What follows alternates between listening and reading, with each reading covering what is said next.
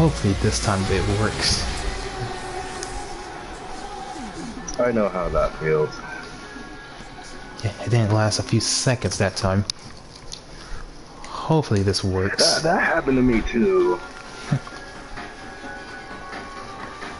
Well, I'm not in the most safest area to record this, so that's probably why. Is your quality? Oh, your quality is good. Yeah, there's more of the internet around this area. It's not the best place. Or reception. Mm-hmm.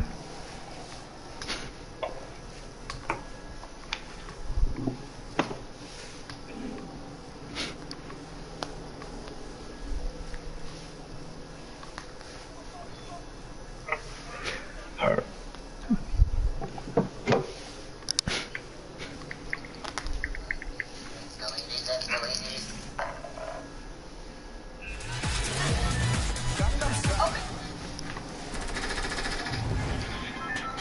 Okay, Oh who's my doing? goodness, this been so long. Whoa! Oh god, the golden unicorn is back on my team again. Oh no. Not the Goldie. Let's see what we have. Oh, I hate the mechs. Why are they back? I don't know, they're very fun to control. The mechs were so annoying back in season 7. Okay, let's start with the campsite. Think around here. Alright.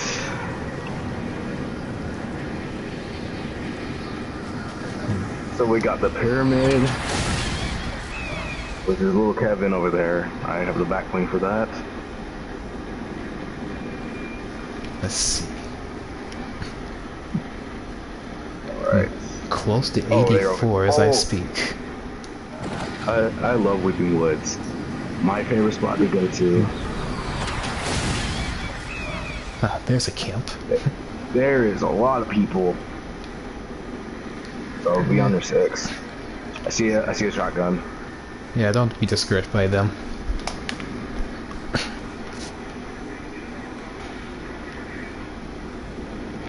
They just love to get you when you're alone. Ooh, I got a grappler, so that's good. Hope to find something I will use. Oh, there's a mech. I'm gonna pick it up. Oh, they're fighting over there.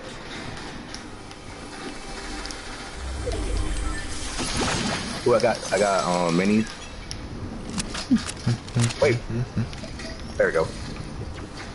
I'll leave you min. Oh, you have some too. Yeah, I got me a few. Nice. I have a med kit just in case. Alright, keep that hold. There's a grappler here. You even want it? Alright. What's this? What's in here? There we go. What? Got some gold bars, of course. There's the camp.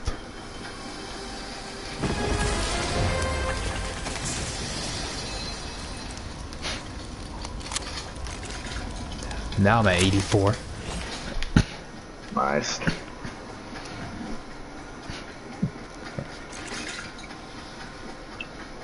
I just need to keep it up. Ooh, yes, give me that SMG. Oh, there's a guy on me. Be careful.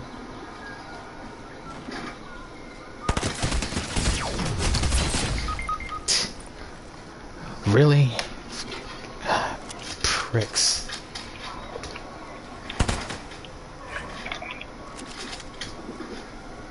Don't do it. Yeah, I saw that pretty much twice in a day because my connection is just terrible. Knocked him. Oh, no, no. Ooh, give me that. Thank you very much. I got you, cuz.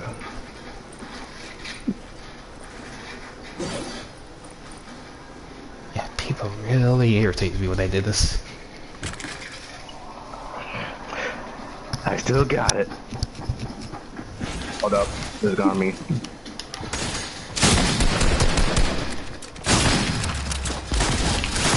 Nice. Well, that's how I do they are, this. though. Let me put this shield on real quick. And use this med kit. Won't take too long.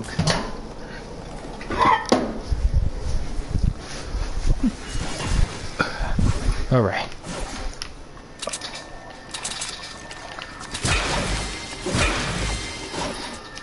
Should have some of that. I will pick up the AR though, just in case. I'm gonna put my shotguns in first. Oh, hey sis, what's up? Hey, Sal, welcome back. Okay, let me see. Being efficient. Okay, another chest.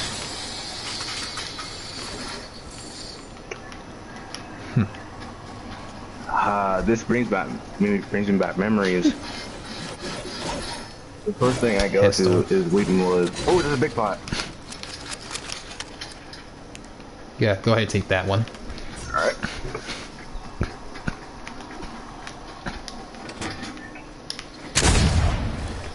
Jesus.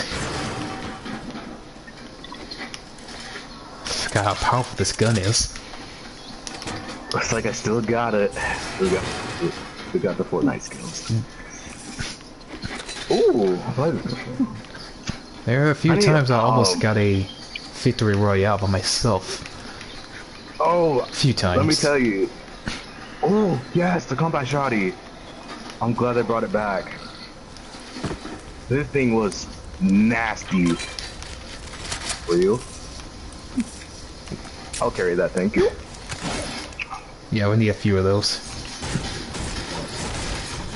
You need mats.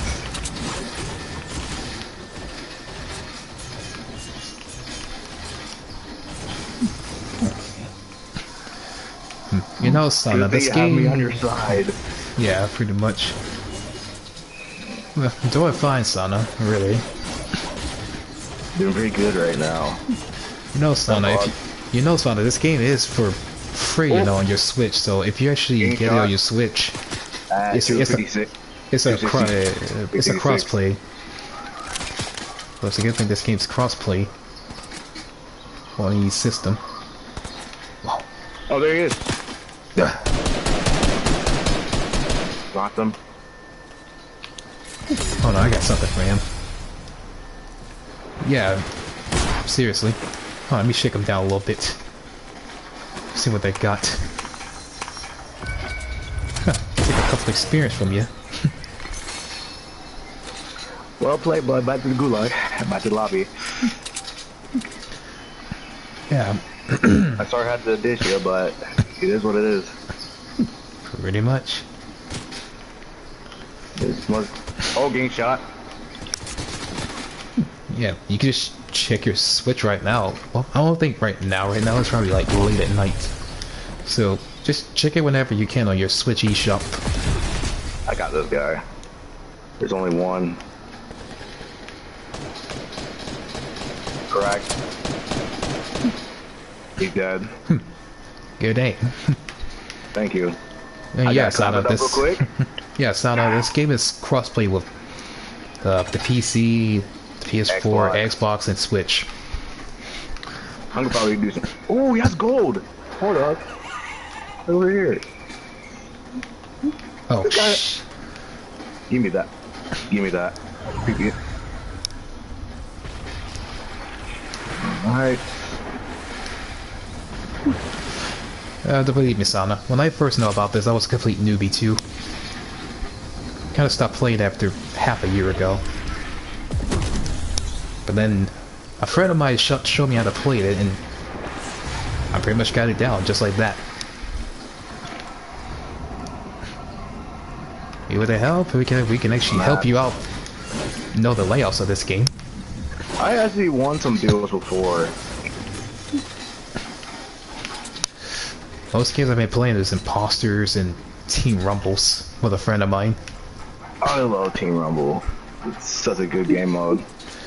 Yeah, she said it's like You get more experience than that. Oh, somebody's over there.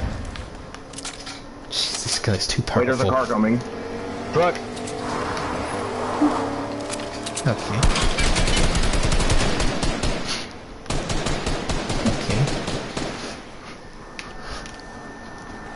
Okay. This ain't the freaking Duke boys here.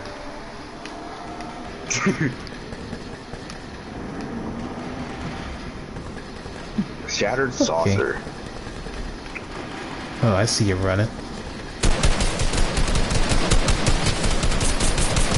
Oh, he's got the shield on.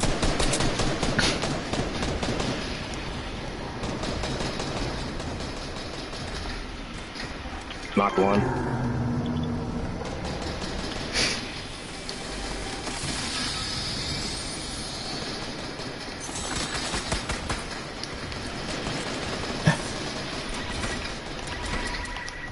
Well, dead. Oh, I hate Catholics. Woo! Your boy's back. Makota's back. You're good? This guy likes to hide in front of the saucer. I'm level 85 now. level 6. I have so many shield small pods. Yeah, doing these missions, you get like 45,000 to 30,000. I got splashies. Splashies over here.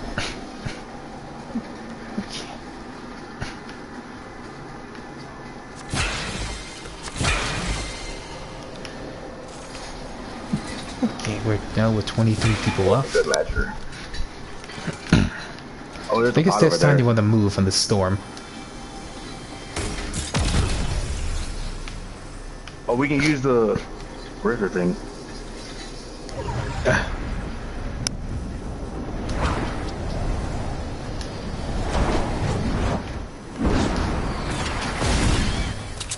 There we go. Okay, then.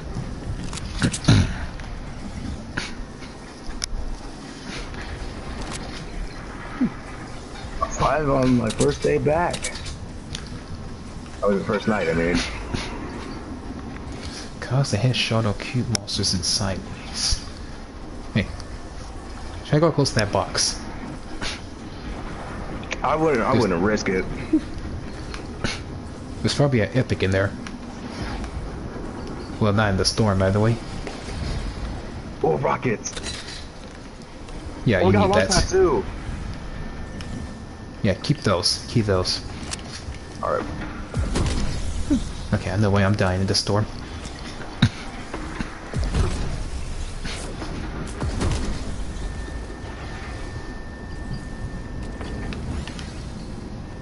Alright. Man. Got on me.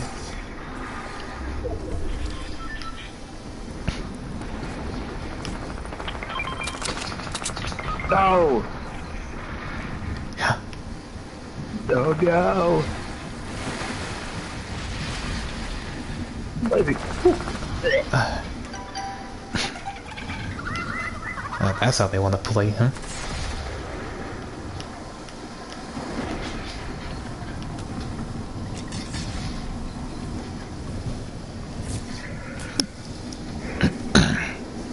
The controls at.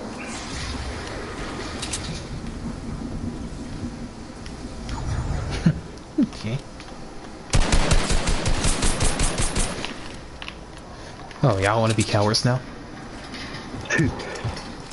You got to jump on one person. Hey, we got Ace though.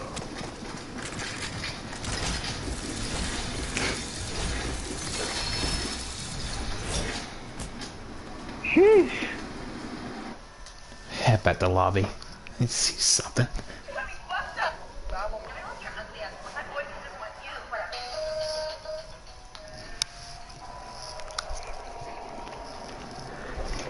Man.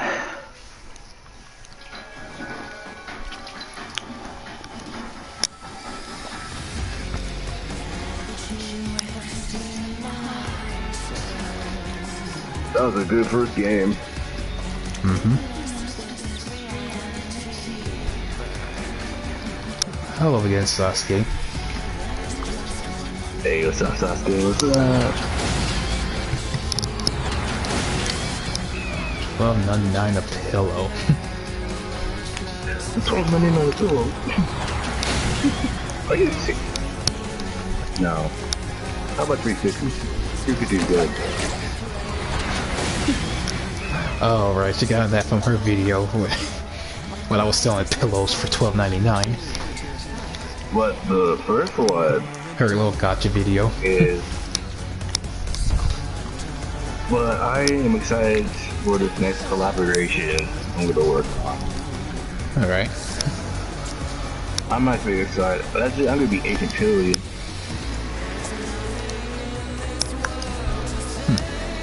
Sweet. Use your pistachio. Cheapskate. Cheapskate. Okay. I get my baseball bat.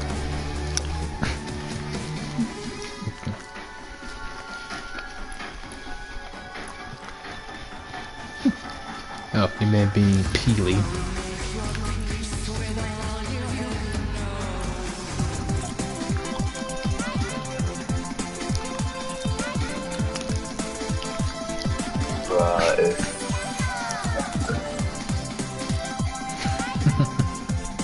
I love the raps.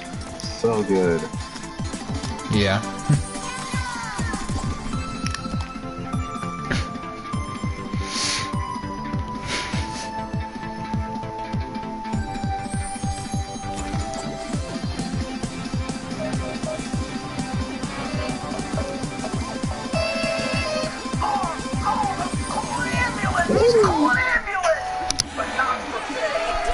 When your buddy comes back from the dead.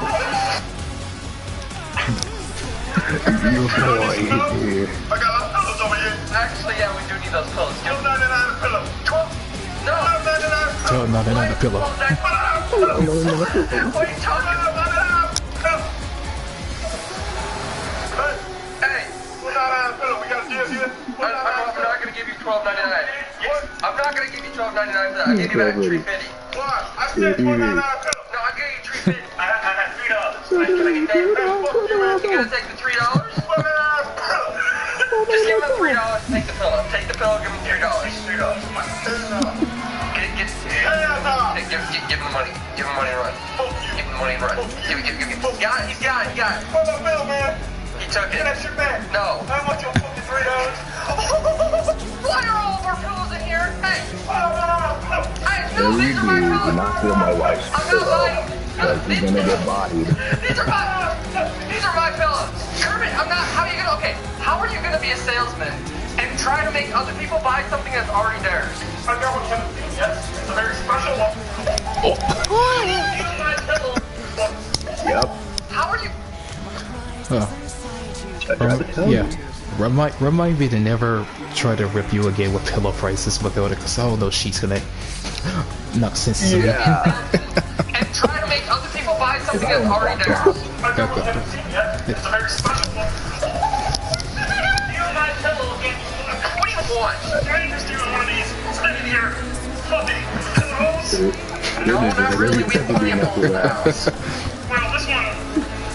It's a frog. Well, I mean, I really don't have use for that. I'm not a frog. I'm a human. Okay, so tell me more about this pillow then. Well, I mean, you can ride it like a horsey. It's pretty durable. Well, there's many great uses for it. Oh, yeah? What are those great uses? Well, now you can sit on a chair on a pillow. Oh, for the ultimate luxury. Okay, experience. Anyway, No chair on the pillow. Put on a pillow. Is that yourself?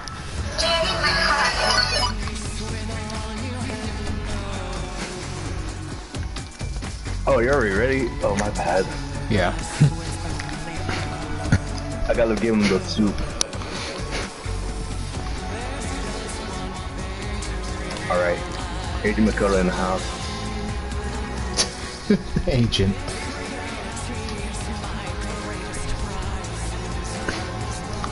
How are you not dead? It's basically my skin though, because it has the white color.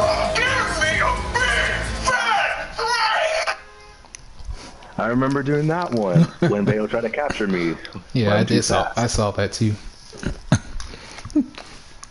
So, everybody in the stream, who's ready to see the Sonic the Hedgehog 2 movie that's coming out in April? Wait, what'd you say? Sonic the Hedgehog 2, the movie. I am down. I'm gonna actually take my family to go see it. I am down to see it. I'm a Sonic fanatic. To the moon, to the back. Know what they say. Oh, look, a marshmallow.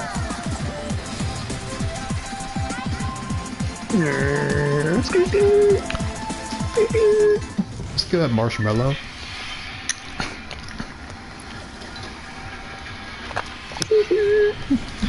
Okay. Cause some hit damage to some cute monsters. And I don't understand the sideways. I don't know why they did that. But it was a nice feature. We're going this way.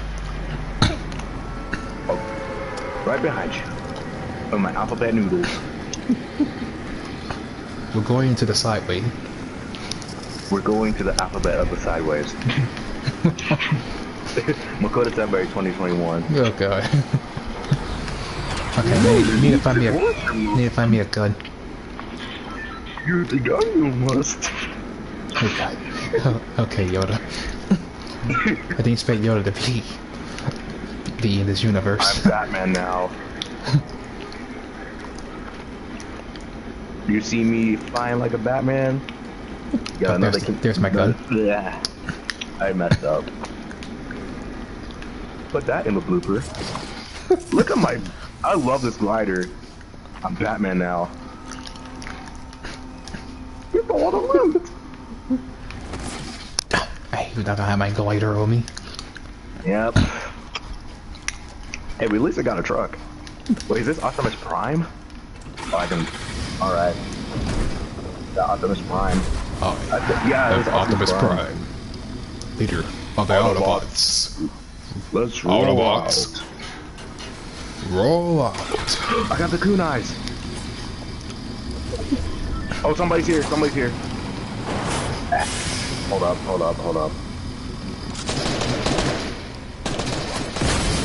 Wait a minute. Oh, I got him with the kunai.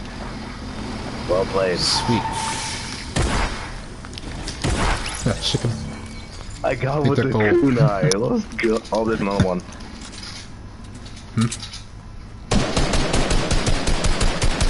And they're both dead.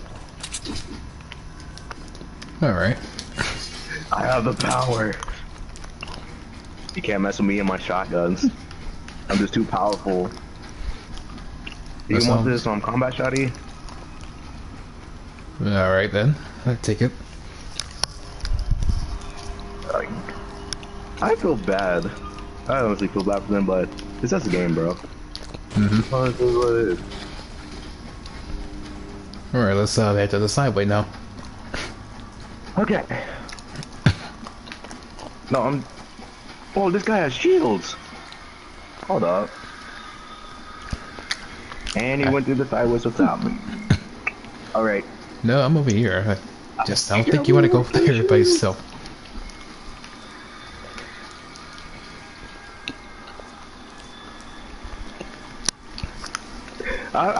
I was so sad that Ryu just destroyed Peely. I was like, bruh. Look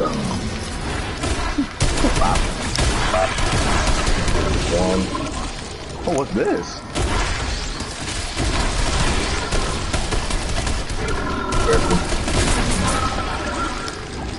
Okay, now where's this? Where's that sideways? Like...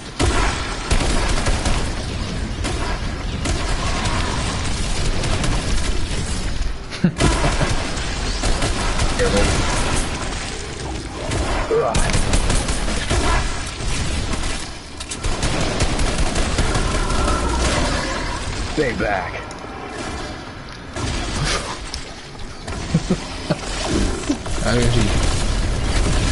Out of here, get out the sideway.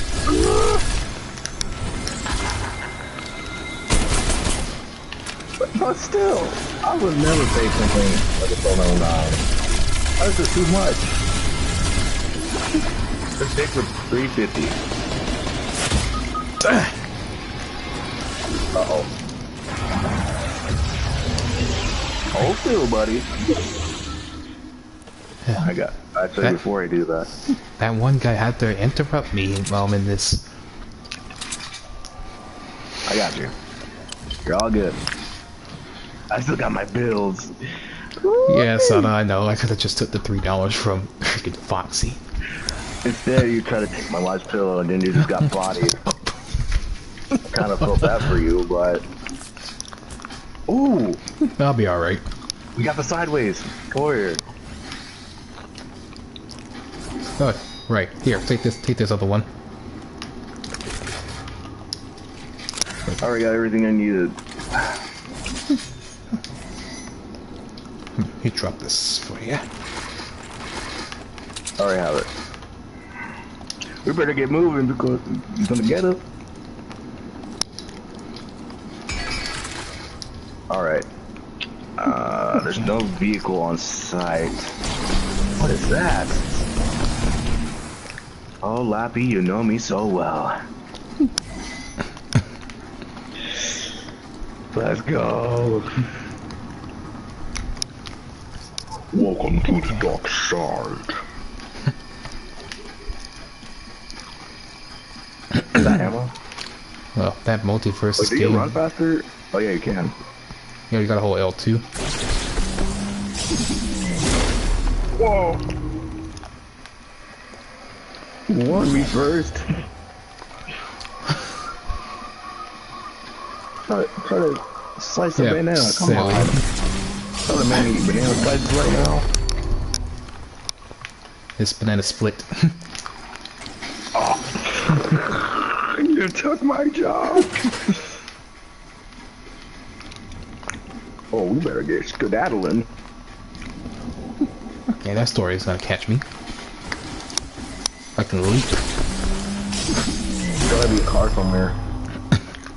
If we have a car, then we're... Oh, the cars are gone! Yeah, people already took them.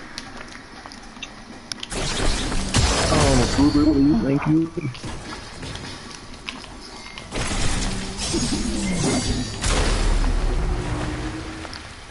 Oh my god.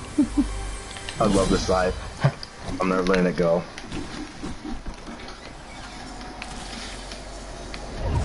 Oh, there's a truck! Get in! Alright, this Wait, the copyright. Okay.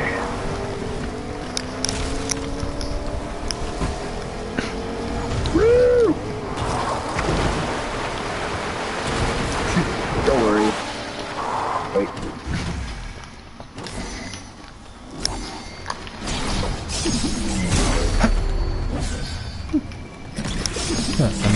another jar. Careful. Ooh, I got the bow and arrows.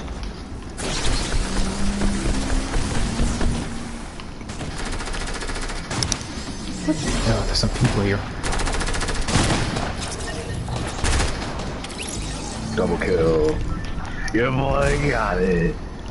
Right there, get the heck on. That was a close one. Whew.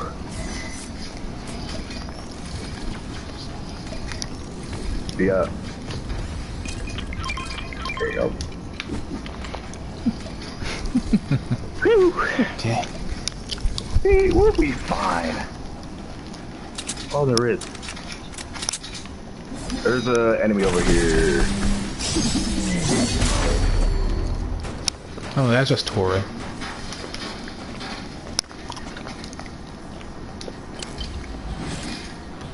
I got grenade. I got the nadies. Oh, there's a guy coming.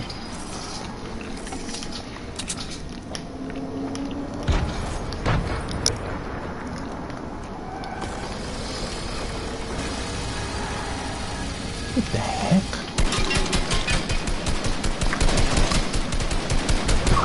He died! on me. Whoa. Ah. I should have got the shotgun. You're dead. What the hell? Wait, what are you doing here, Buzz? Oh, there's a default thing.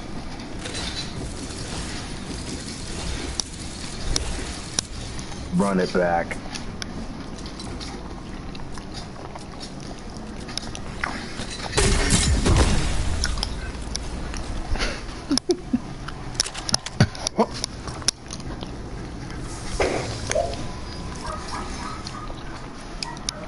Cosmic chest activated. Before we attack each other and rip ourselves to shreds like a pack of maniacs, let's just open a set first and see what's actually in it.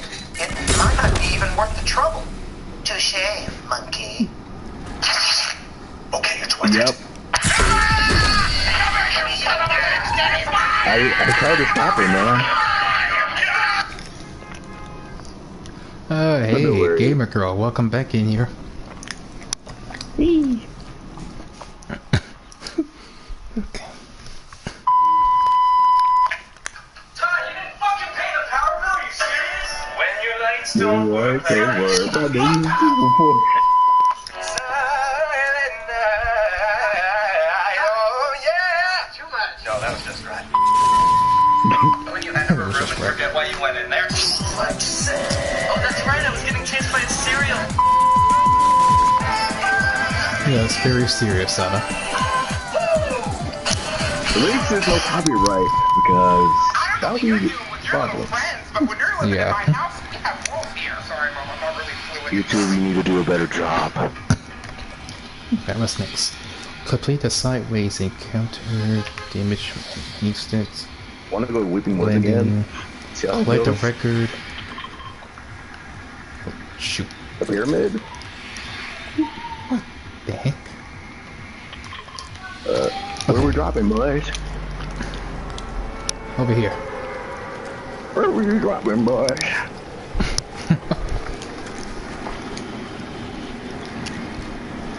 Speaking of my city pillow.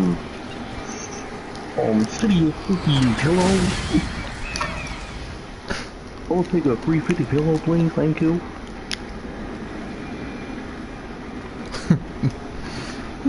No trouble.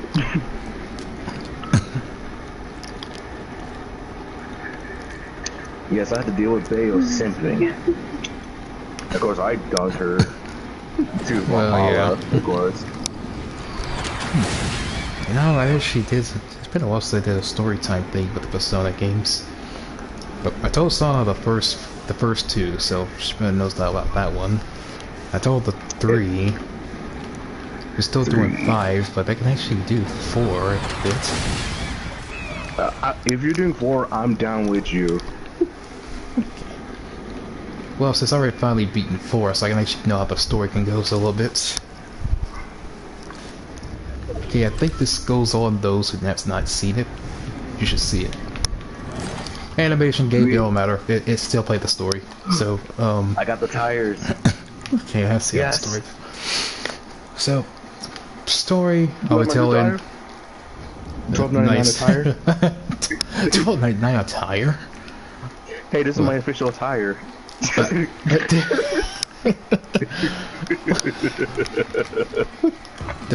Oh, bird. Oh, It's gone again. Okay. no, okay. I'm trying to... Oh. Let's see, Does this one work? okay, we can see Yes. how this starts. Oh my goodness, what is this truck doing? Okay, Lapis, you might want to see this. okay, hold on. More truck. Well, it seems destroyed, really. Hold on, I got this. Whoa. There we go. Wait, I'm there's getting somebody the here. can as well. Oh, Don't forget your gas mileage. I still get a weapon. open a can of worms here, aren't you? Don't die, please. Okay, Yeah, I guess I'm just down a little bit. I'm not dead yet. Oh, this guy's dead.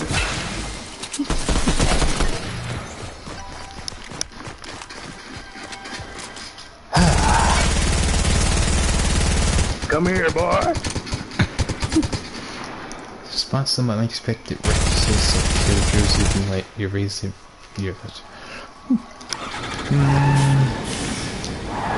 I know that all these videos are have to do with like vines from Thomas Sanders a little bit. Famous Vine viewers in there. I think and then some smart references or characters. Bye. I do see like some of your friend on there. I do see all the Rock characters I know about. I know them too well. FNAF characters, I see them in there too. Ooh, car. Probably some more I haven't seen yet. I'm still working on that stuff. Okay, I think with the story, Persona 4. I think this can go a little bit between with the original Persona 4 and the Golden's remake. Okay, I think I could combine those two a little bit, make it a full story. Make a story that makes more sense. Okay, let's see. Ooh. Half Persona, half Garamba. Okay, the very beginning of the story it starts off I always start off with this. The protagonist is going by train, sleeping on the train, going to a new town. But your main character is Yu Narukami. He's a city kid that is transferred to live with his uncle and little cousin, Nanako.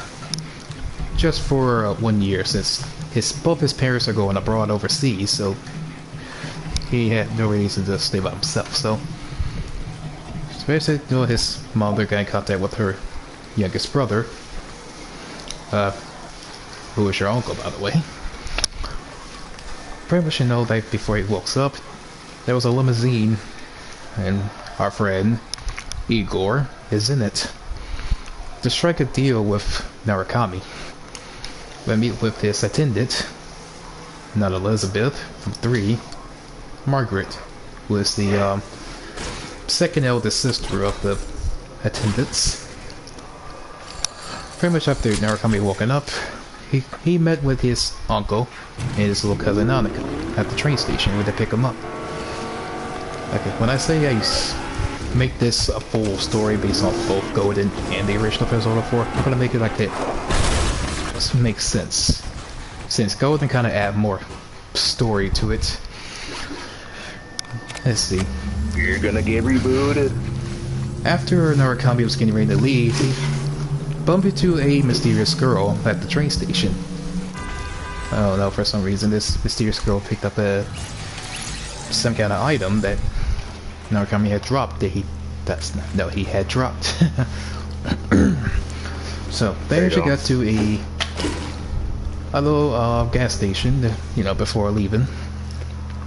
But before they get ready to go, to the Dojima residence, Narukami suffered a slight headache after meeting with this gas station attendant. For some reason, it was still unknown who this person is. Huh, I didn't know I was rebooted back to life. I was telling the story, I didn't even see it. I'll try to do more gadget videos, guys. It's just, I have a hard time thinking of ideas.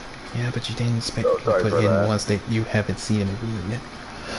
Yes, I'm actually kind of surprised about that. It's mostly I've seen is characters from the second game of Danganronpa and D3. I really wish that Spike Chunks of it really go with this whole limit restriction to streaming on Danganronpa. Could actually stream the whole series itself. Hold up, there's a tango. Okay. Oh my goodness, I got beamed. Part of the story that was going off with that.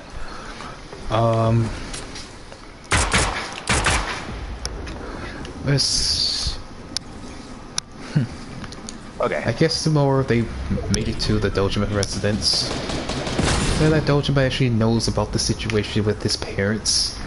That's, traveled across the seas for a whole year, so kind of needed a place to stay. Oh, what is that thing? He'll be going to in the town called Inaba. Holy crap. That's the same guy that killed me. God, you know what? This guy kind of just don't like my stories at all. Anyway. So, you know where Kabi is going to go into a town called Inaba, which is going to the Yosakami High School. He's a second year. Oh, I didn't know you're that already. Yeah, I was. Well, you know, it was a rainy day. Kind of a first day for Narakami. When she got to the school, he actually ran into some people. The people in this class were Yosuke Hanamura, which he's already met in the rain, that kind of hurt his crotch while riding his bike in the rain, like a, you know, typical fool. But hey, that's Yosuke Hanamura for you. Little fun fact about Yosuke Hamura's voice actor, Yuri Yorathal. He's also voices of teenage Ben 10 in Ultimate Alien, if you can make that. He also voices Makoto Yuki's English voice in the Persona 3 series. And, little surprise, he voices Marth in Smash Bros. Ultimate, his English voice. That is interesting. Okay, I'm going back to the lobby. And one of the last character that he also voices of, he also voices Sasuke Uchiha throughout the whole Naruto series. Yeah, that's my boy. My boy. I feel like Naruto and Sasuke have a good bond, good friendship bond since over the years. Yeah, they really do. They just, well, Naruto believes it, but Sasuke didn't really believe it at first until, you know, their little last struggle they had. They had come to sense with it. Okay. So that gave me an idea of my new Jackal series that brings back what it all started from the Naruto series. Okay. Met Yosuke Hamura, but he kind of just left him alone in the rain. The next people he actually met is going to be two girls that go in his class with Yosuke, named Chie Satonaka and Yukiko Amagi. Well, kind of a friendly thing, but seemingly Chie and Yukiko already know who Yosuke is, since Yosuke been here a little bit longer, since he's from the city as well. Come to terms about anything with their homeroom teacher, Mr. Moroka, or to the group there, King Moron, thanks to his big teeth. He's not a very likable teacher, and also not the greatest teacher for a homeroom. It kind of sucks out now to have some teachers like that in your school, don't you think? Weird. Okay. More on the story with that one. It's on that same rainy day that the students can't really go home just yet because of an announcement on the intercom. Because the police have arrived in front of the school gates. Which confuses them of why there's something going on with this in front of the school gates. Until they had to go there because they know the police had come to the school gates because of something that's actually happened. But because they know there was like a little murder mystery was going on. There was a culprit going around. It seems like now. It seems that now they only know, the police knows that this happens during is when it rains and it was a little misty.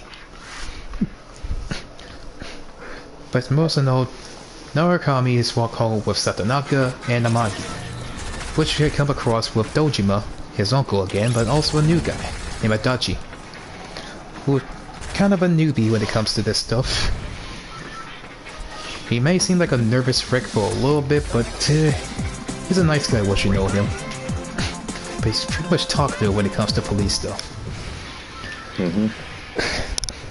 But for now, Dojima says let's just keep his nose out of anything danger and make sure he's don't get himself in any trouble.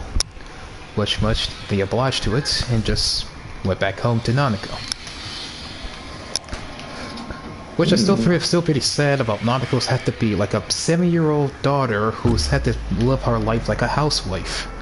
Well, that's even worse, man. That's just straight down sad. Yeah. Oh yeah. For those who don't know what's the story about Nautica's little past, she was only a little baby when she was like in preschool when her mom passed away from a car accident. A little sad fate, but she never actually know. She only knows that her mom got into an accident, which really didn't really bother her, but she misses her mom a lot. And throughout that, Dojima kind of feels a little guilt for not telling Nanika the whole story from it, and pretty much did say she was not ready to know about the truth. And he said he'll one day say the truth to her. Still, can't really have your 7-year-old kid doing all the house chores, laundry, cooking, everything for it behind your drunk dad a lot. It's not really healthy for a kid to miss their childhood. That sounds like a bad childhood experience. Alright, I'm gonna tell you my Fortnite story.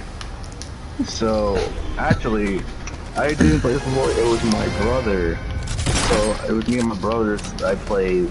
It was Chapter 1, Season 3, the first season I started. Then a few years now. Actually, let me tell you about like the Tekken story so far. So, Tekken is basically like family versus family. But like, I would say like clans or something like that. I hope I said that right. So it's passed down to the grandfather, grandson, and then son.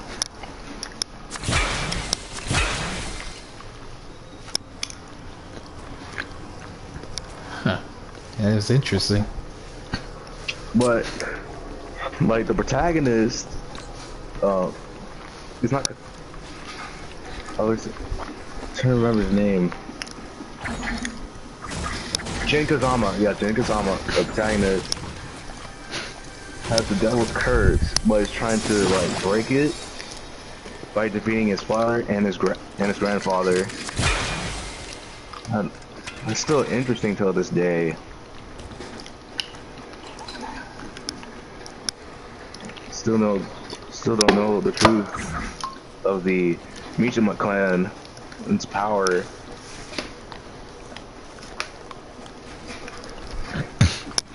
Well, it's kind of sad, to be honest. Yeah. Yeah. Moral on the story with episode 4. Yeah. Then before, like my AU started, my AU was also created by Eggman himself in the AU timeline, which you guys didn't know.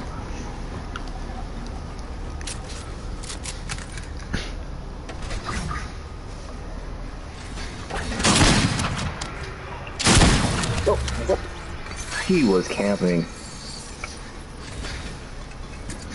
Look at this little weasel. Yeah, that's the same breath that killed me. Oh, you call that a pro gamer move, my guy? You better keep moving. Fear die to storm. That's gonna happen.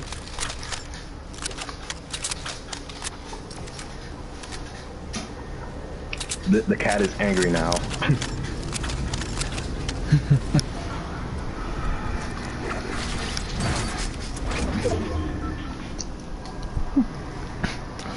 Moral on the story of episode 4, past that event. Narukami eventually go to Junes, which is where Yosuke Hamura works. Well, more of work, but more of this is family's business since he moved out from the city. Which there's another character there that he actually has a little somewhat love interest too, named Saki Kunishi. She's a senior, which is she's like an upperclassman to Yosuke and the others. Yeah. Is she the one that's the martial artist? She's just a regular high school girl that works with Yosuke and the family just to make money. Money does not solve anything. Just letting you guys know. It's a little bit of that. For those who don't know who Saki Konishi is, you can look her up on Google. You see a picture of her. But yeah, that girl is more of the upperclassmen of Narukami than the others. Pretty much got to know about Narukami a little bit. Pretty much she jokes around with Yosuke a lot. For all fun and games. Like to her, like he's like a nice guy that get to know.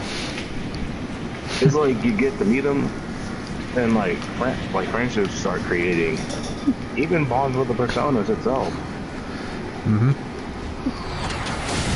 After a while, for the next day or so, they're talking to the Chie actually brought up something called the Midnight Channel, which said it's remember you watch it on a rainy day at 12 o'clock sharp every midnight of the rainy days.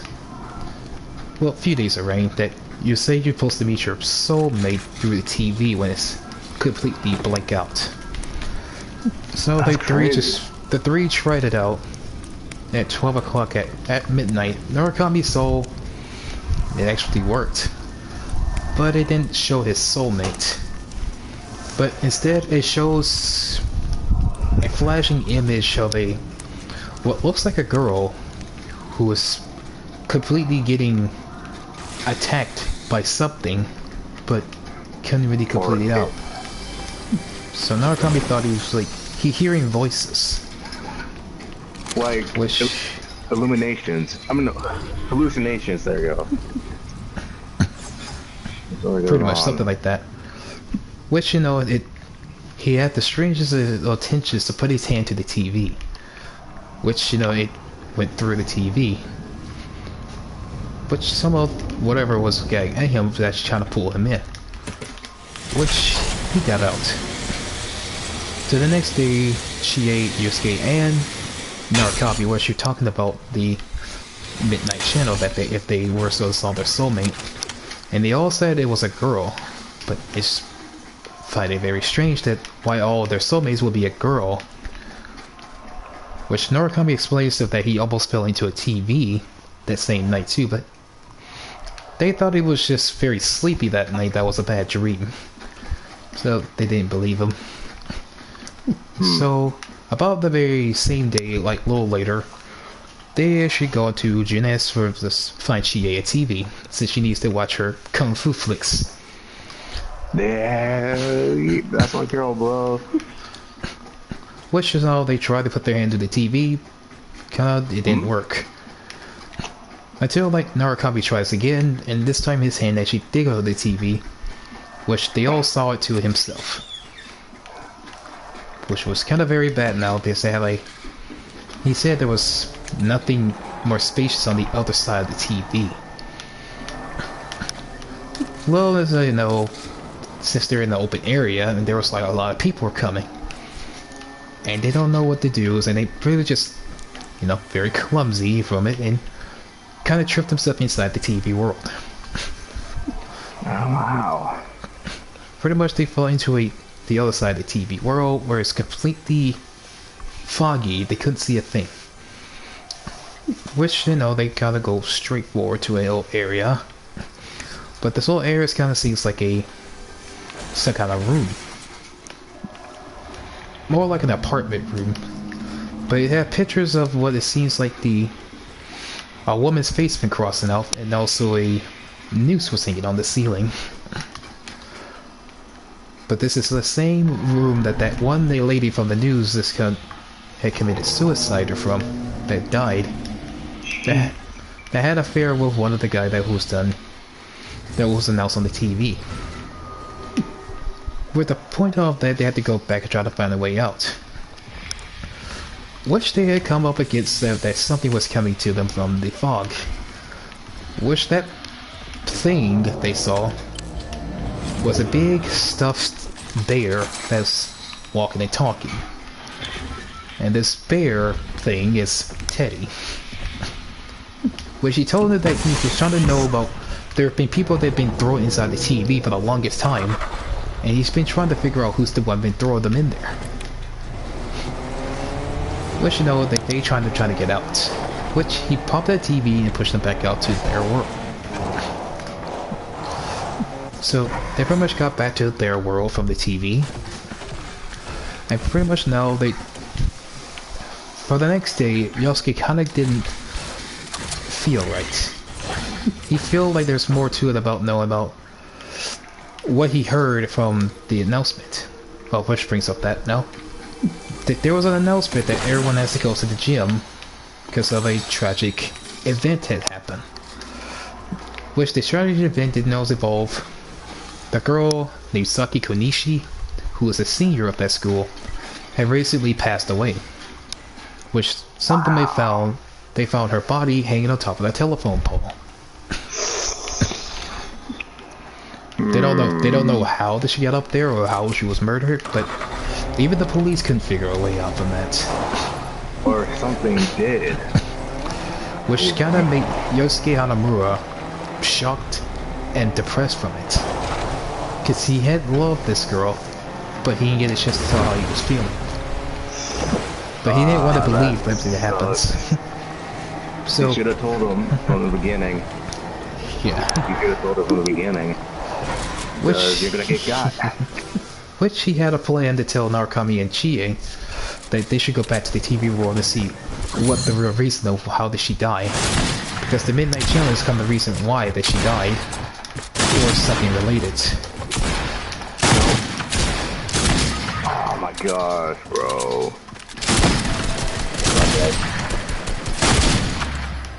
Oof. I got your key. Okay, the reboot thing's down that way. I'll go take it here.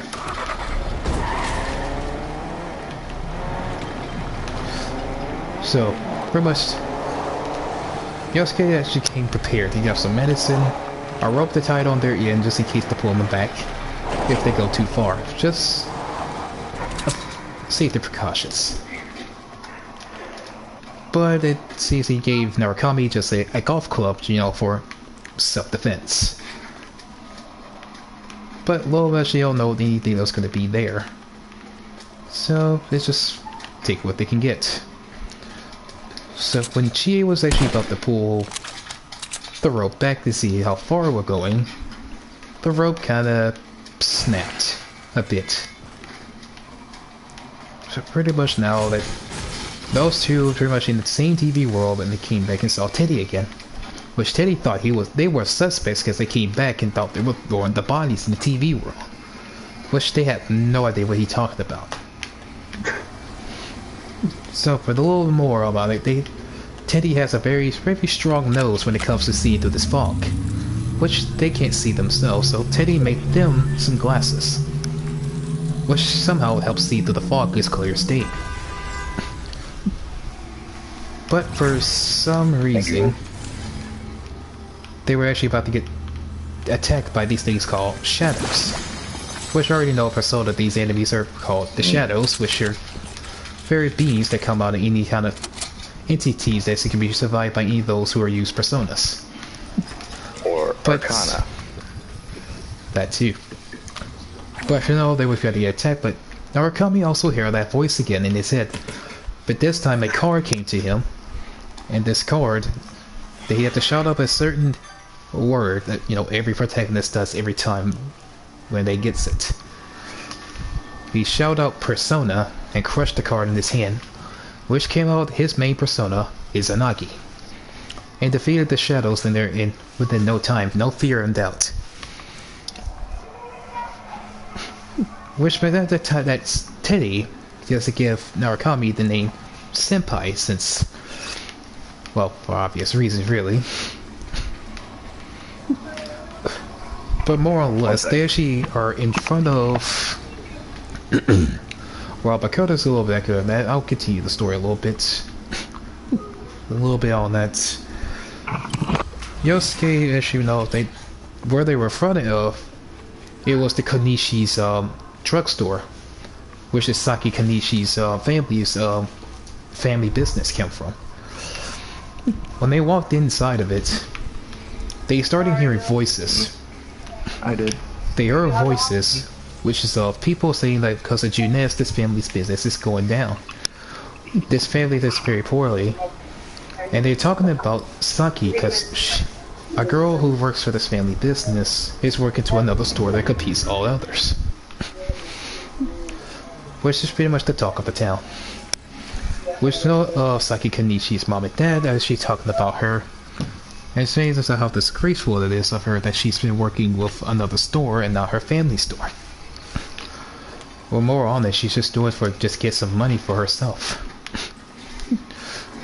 In which did I hear her most cherished, deepest thoughts about what she says about Yosuke Hanamura. Which she gets to see him, he's just a pain in the ass, annoying, a brat. Just that she was only just nice to him because he is the son of the owners of Junes. That's the only reason why did she put up with him.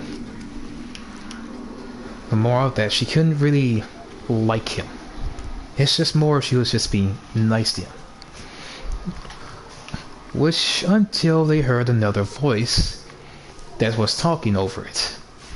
Which they turned around, there was a shadow, there was another person. And this person was Yosuke. But even though there's two of them now. Right, but this other version of Yosuke is pretty much the shadow of Yosuke. Which is his most inner thoughts that only he's repressed himself that he doesn't want to believe. Saying all this and all that, he said that the real reason he wants to come to this TV world again because he was bored, look for something fun to do. Which Yosuke didn't want to believe that. More in fact, he didn't want to believe anything that this other him saying. Which is a shout that said that he's not him and that thing is not himself. Which the shadow was kind of laughing, hysterically, and tell him to keep saying it again. And it silly shows say that he is not himself. Or he never was. Which turned into this giant shadowy boss form. Which is used very great ability of wind, which is weak against electricity. But pretty much Narukami has just had to fight it alone since he's the only one with a persona. Narukami pretty much just beaten the shadow of fake Yosuke. Which Yosuke came to, he saw the thing again and he still won't believe that it's not him. Which Teddy says like he has to believe this is him. Because this shadow Yosuke version came from deep inside of his thoughts. Of something that he doesn't want to believe. Because it's the true him. Which Yosuke came to agreement on it. And pretty much actually admits it that the shadow is himself. He just didn't want to admit this stuff. Because he didn't want anything to do with it. He was trying to hide his true feelings from that. Which the shadow silently nods. And then turns into a persona for Yosuke. With the name of Jiraiya. Hey, that name's familiar. Jiraiya from Naruto Shippuden. Yeah, Shippuden. Some series have Easter eggs, so you might want to look out for them. Wait. Yeah, a bit. Look at his mushroom. Oh, he's gone. Which now, two people have personas of their own. When actually coming out the TV, the counter got exhausted a little bit. With a very distressed and sad Chie who she thought they had lost him because the rope broken. Which they apologized for her getting scared. As some time has passed on, a little bit more of the days is going on there until the next time they know about Yukiko's kind of like been pretty much down and been leaving school a little bit early. Which, you know, she's helping running her family's inn. Which people say that she should be the next heir to the family's inn of the Amagi Inn. Which, deep down, she doesn't really seem excited about that. Which one rainy day, a guy that was right in front of her who doesn't go to their school, named Mitsuo, a strange looking dude, really, just kind of a stalkerish-like face, just went up to Yukiko alone and asked her that they can go somewhere like a date, which Strange enough, how would someone like him know who Yukiko is? A little more of the story. Yukiko just flat down just turned him down. Which in her response, she doesn't know what he wanted from her. Which she replied that he was asking her on a date. Which Yukiko's, as oblivious she is, did not even see the signs of this. Which, silly. Much more of the next few days have passed of more of a little few of rainy days. It seems as now that Chie is getting a little worried because Yukiko hasn't been coming to school a lot lately. Which is very worrisome. Since, you know, with the whole murder and people throwing to TVs things that's been going on in the Midnight Channel's been occurrence. With Chie called up the Demaki In's phone. It said that Yukiko just left home not too long ago. And she was just there. At first, Sasuke thought that she was already inside the Midnight Channel because she was on TV. Which they kind of got conclusions of that any time the Midnight Channel comes, they only get like a somewhat silhouette of who's going to be on the TV. And then after sometime later, they actually get a visual image of who this person is. Because it's all have to do with them being on the news. At least once or twice. After some time, she is a little worried now since Yukiko has not been picking up her phone and was not at the inn. I pretty much know that Yukiko was already gone inside the TV world. Which they have no official evidence of how or where that she was last seen. So that now that all three of them go inside the TV world, but they had to prepare themselves a little bit, more better weapons and equipments. So they got prepared and got everything they needed and went inside the TV world once again. Aww. Which this time now this time oh god, the storm's gonna come get me.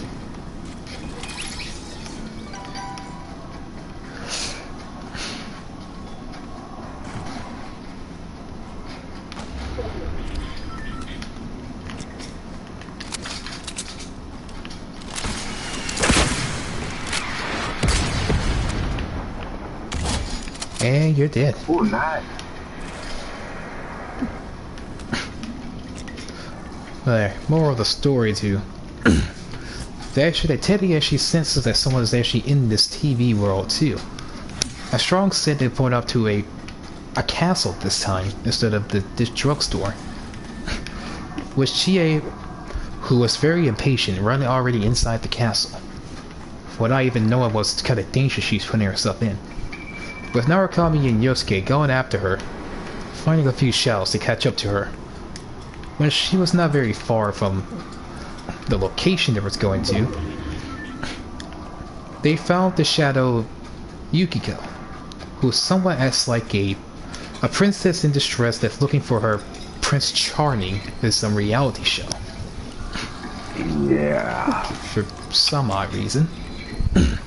But then they heard another voice, which was not Yukiko, but instead it was a shadow version of Chie this time. Because of Chie's always been around Yukiko, she knows that she needs her, and she'd do anything to protect Yukiko from anyone, no matter what. But Chie kind of just suppressed those feelings and believed that those are not true. And she never thinks of herself like that against Yukiko.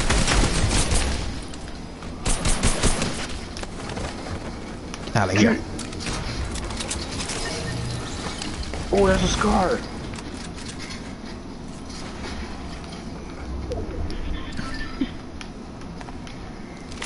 Okay. It's a 2v1. 2v1v1. With now everything else, with the same that's happened to Yosuke, Chie kinda passed out while the shadow itself is just facing off to this big boss again. It's kinda like a dominatrix kind of tall woman that sees a man as a stepping stool. Very weird, but yeah, that's what it is. Which, moral of the story, after Narukami and Yosuke completely defeats the Shadow Chie, she came to and actually said that she didn't want to believe it. I was healed up first. How's the 2v1? Which Yukiko actually has to admit this, because this happens to Yosuke too. Which she now understands this, and pretty much now this is decided her that they didn't want to help.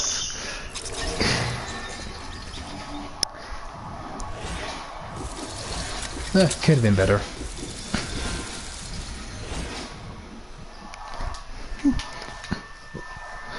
That was good. Which now Chie accepts her true self and knows that she wants to protect Yukiko because that's her best friend since they were little kids. Fun fact, actually, when you play Persona 3 Portable, when you play the female story of Minako, you actually play on the little trip to the Yasukami High School, which you see a very younger Yukiko who is only in middle school, for 2 years in the past. Which also Chie was also mentioned in it too. But more of that. They go back way longer. More of that. Chie has now got the glasses and got her persona, Tomoe. Which now, with the good enough manpower, they actually retreat back and start the next stage with more energy since they're kinda exhausted when they get their personas. So, the next day comes, they were all prepared, and this time, they're set to go find Yukiko no matter what. And now this time, nothing's really stopping Chie this time from going head first. Until they actually find out to the very end, they actually met up with the real Yukiko, and the Shadow Yukiko themselves. With Shadow Yukiko pretty much just like the previous, just found out some nonsense about the inn. And Yukiko wants to believe that this is not how she truly feels. But, you know, this is all really she's hiding inside. She believes this is not her, this is not how she really thinks about the Amanki Inn. All this running away, all this wants to not be the heir to the inn. She believes this is not really her. Which again, lying to herself. Which now they have to fight the shadow possession of Yukiko, which is a giant bird. A phoenix, sorts. Now, they're ready to fight this thing, which comes up now. It was a very close call for fighting it. With the now unconscious Yukiko come to be, she understands now that this really is her. She says that all this burden that she was had to carry is just, she was just hiding that really deep down. But she didn't want to believe it at first until now realized it. Which now, she got her own persona for accepting herself, her true self. And the persona came to be Konohana Sakuya. After a while, Yukiko have to rest for a bit. Pretty much now they do some little training inside TV World, you know, boost the stats. Yeah, real reference to Persona 4 animation, because every intermission you see some stats of them training. Which now goes a little bit to Persona 4 Golden. Which now with Narukami went back to the Velvet Room this to visit Igor and Margaret, but this time the same girl that he met at the train station was there too in the limousine. Which is strange enough, because like, how would anyone else but those three would be inside the Velvet Room? But it turns out Marie, this girl is named Marie. She's somewhat of a poet, and a tsundere as well, for most case. Kind of a bashful little girl, don't you? Bashful teenage girl when it comes to anything Narukami says. But she also will help you with anything with the personas. So anything to ask, just ask her. Or the next thing that goes on from it. And as I know, the few weeks it's been gone by, they actually let them know about some ruffian street gangs. Good night, Sana. Good night, Liz. Rest well. A little more on the story to this, just to finish up the people can read it.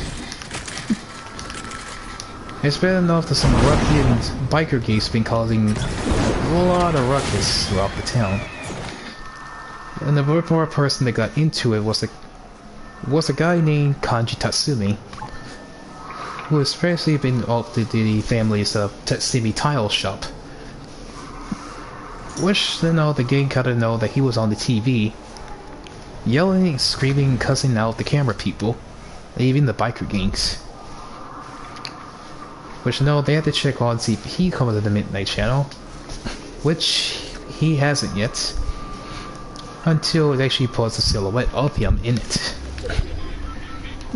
A little while later, they're trying to figure out to keep in touch to keep him from actually ending up on the TV itself. They actually keep checking back and forth, sneaking out the house.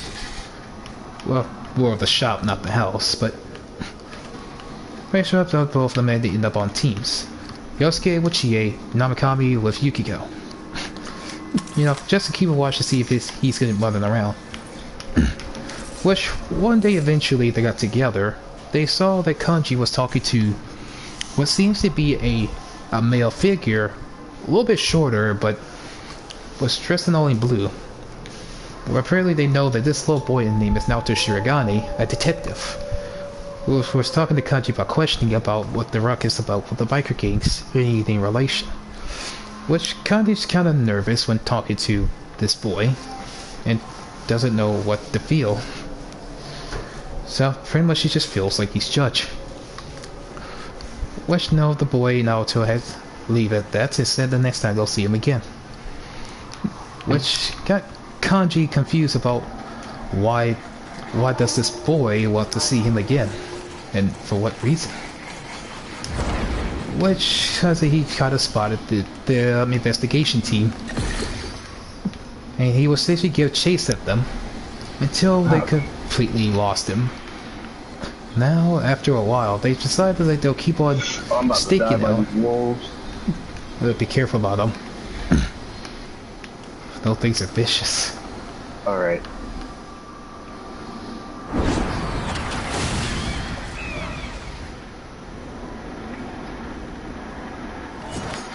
Whew. More of the story on that. It seems like they asked the old lady, who apparently is related to Kanji Tatsumi at the Tatsumi tile shop, saying that he may see as like a delinquent on the outside, but he's actually a very sweet boy once you know him a little more. But he always, sometimes he just acts that tough, but no matter anything, he's have a good heart. Which surprised that Yukiko kind of do actually know that is true about him. Which then now the other three didn't actually know anything about him till, well, recently. Which more of the story, the guys have to keep on staking out to see if he can appear anywhere or get kidnapped so they can prevent his kidnapping being thrown inside the Midnight Channel. Oh my. Which was too late.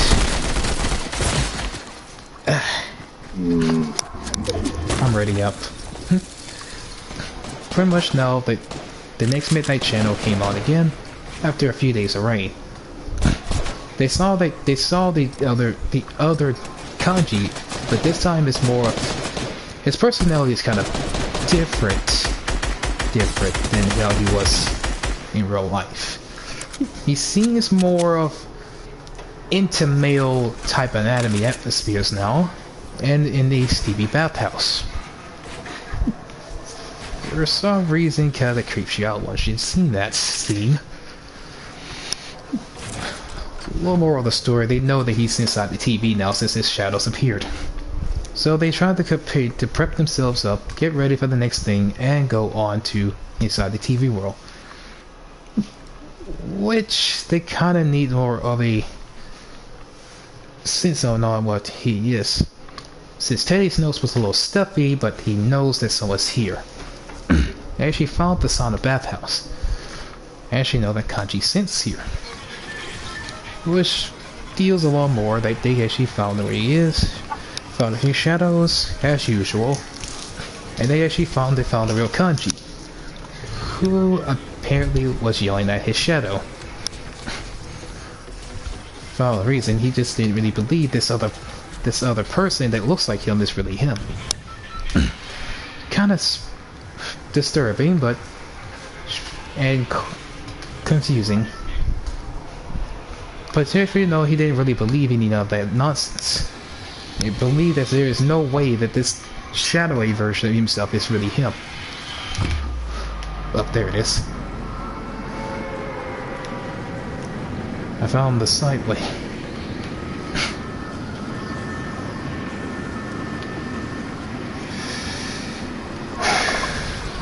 Hey, you do really good at storytelling more than I do. Just surprised. Well, when you actually play the thing like at least once or twice, you kind of got the detail down a little bit with the stuff. Yeah. Short-term memory gets you, and now it's like me in the dust. It does. Lee, when I first met you, like it was like a month ago. Now I'm starting to get to know you, which is actually really good. Yeah. Always keep your two friends close.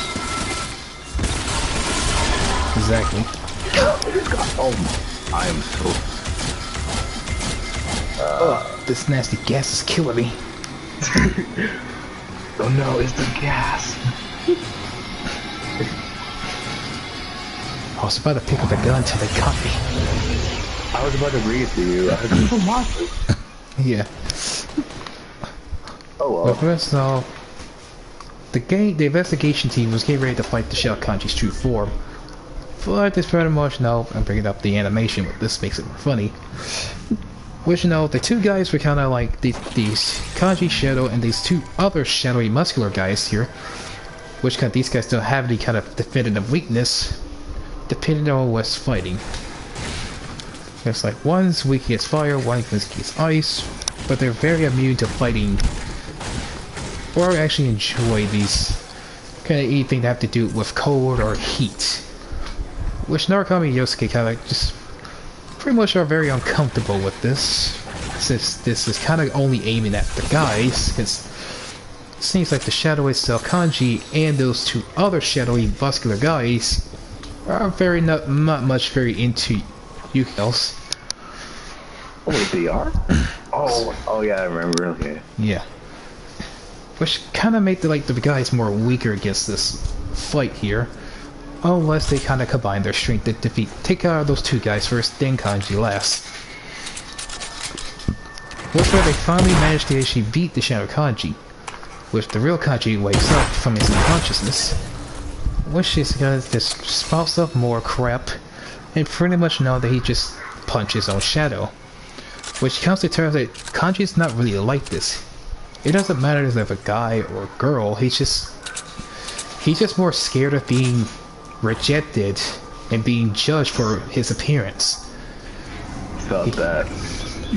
He just wants people to accept him for who he is, no matter what he does. That was true. That is a true man right there. Hold on, gotta deal with this Tyrannosaurus Rex. The more thing, he knows that that shadow is really him. He would have taken a punch like that, even from his own self. For very more that he accepts who he is, no matter what anyone says. Which that shadow comes to terms with him silently, and gave birth to Kanji's persona, Takami Kazuchi. Oh, there's one there. Which now, with Kanji resting up a bit, and then he's actually starting to attend school now, like normal.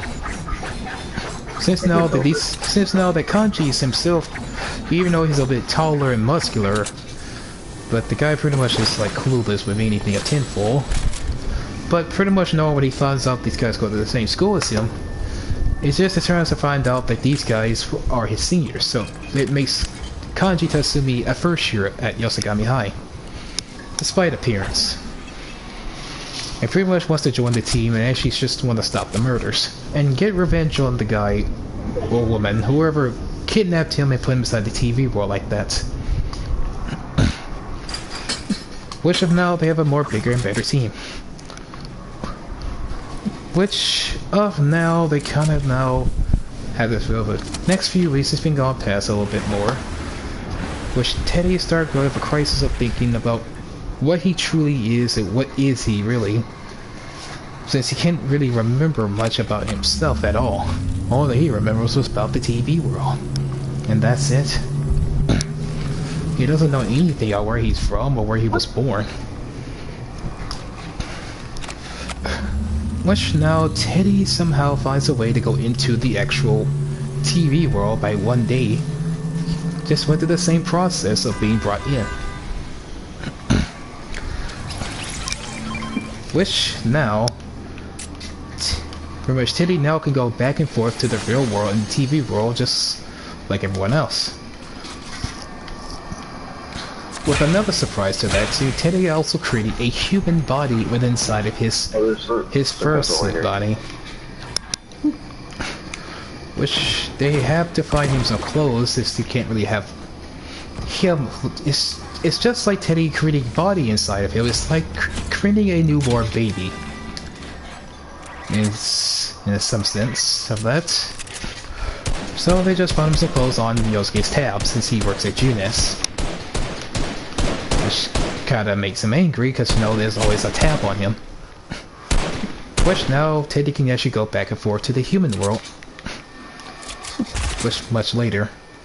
As much time they actually knows about the next thing about coming to this world was to the town is called Reset, which is the pop idol sensation girl that sings, who actually has a grandmother that lives in Inaba that owns a tofu shop. Which the police were already there because, you know, they're investigating anything going on. And with Reset there, she's actually kind of looks bland and dull, as Yosuke mentions it.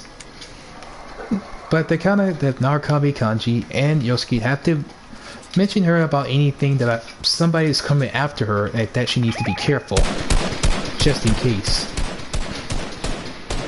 Which she thought these guys was just some fanboys that just, you know, want her attention or an autograph or anything, but they seem to be very serious about it.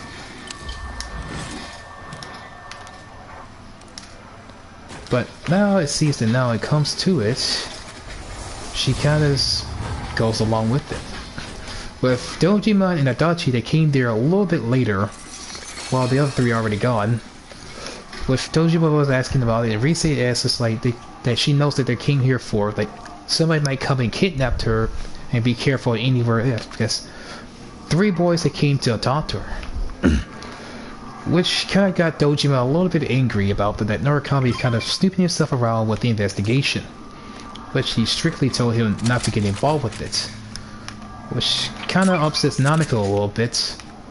Which, you know, she calls him Big Bro now since she's her only child. With the other members don't even know about Nanako's past about not having a mom. Which now they took like a little bit of the Golden Week, pretty much recently before the events of Rise. Which though that they took care that Dojima was promised to take Nanako off for Golden Week. Which, you know, with police work and investigations being wild on him, he kinda just broke that promise that he couldn't be home for that day. Which Nanako was sad about, so Narukami, and being the bigger person, decided to take her out take her to Junes. He also didn't meet along with the other friends.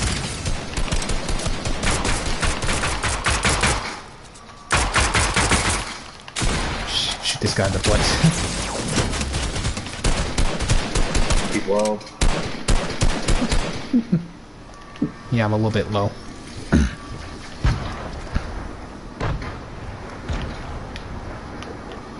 Oh, he got away. Not my watch. Well, there's a rocket. Well, moral of the story on this, after a while, because now the guys kind of see Narukami as like a big brother to Nanako, even though they're cousins, but since she's an only child, pretty much he's been taking care of her like a big brother would do. Which now Nanako kind of adopted the name for her older cousin as Big Bro.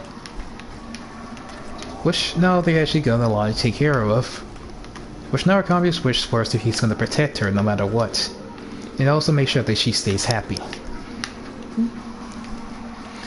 With now fast forward to the whole thing with Rise, Dojima kinda got upset about Narukami sticking his nose into the investigation and told him to leave it to the police.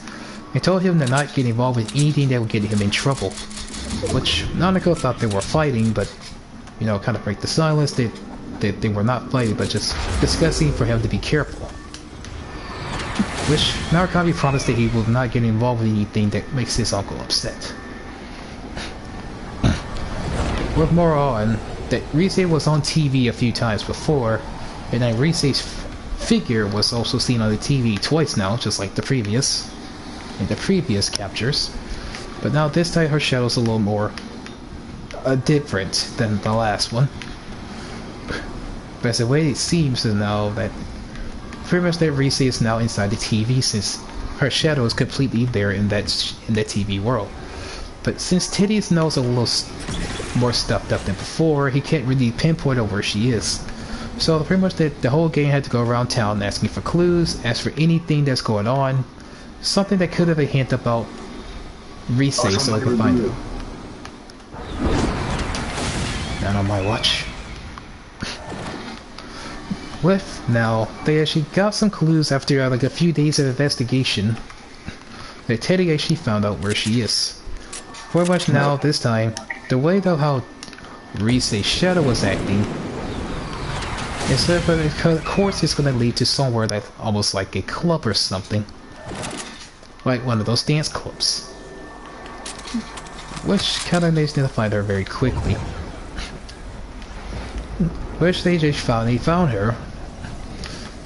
Basically saw Rise, who was pretty much confused and then pretty much tried to argue with this other version of herself. Which pretty much the same situation to say this is not her, but pretty much at this point they can't really say much to say that's not, well, don't say it because it's not going to happen. They're going to have to fight regardless. Pretty much after defeating this shadow Rise, well, wouldn't say defeat, because like the team, even though all together, they couldn't stand a chance against Rise's shadow, since this shadow's very different. This shadow actually can read their movements and use it against them, which pretty much knocked them all back to being defenseless.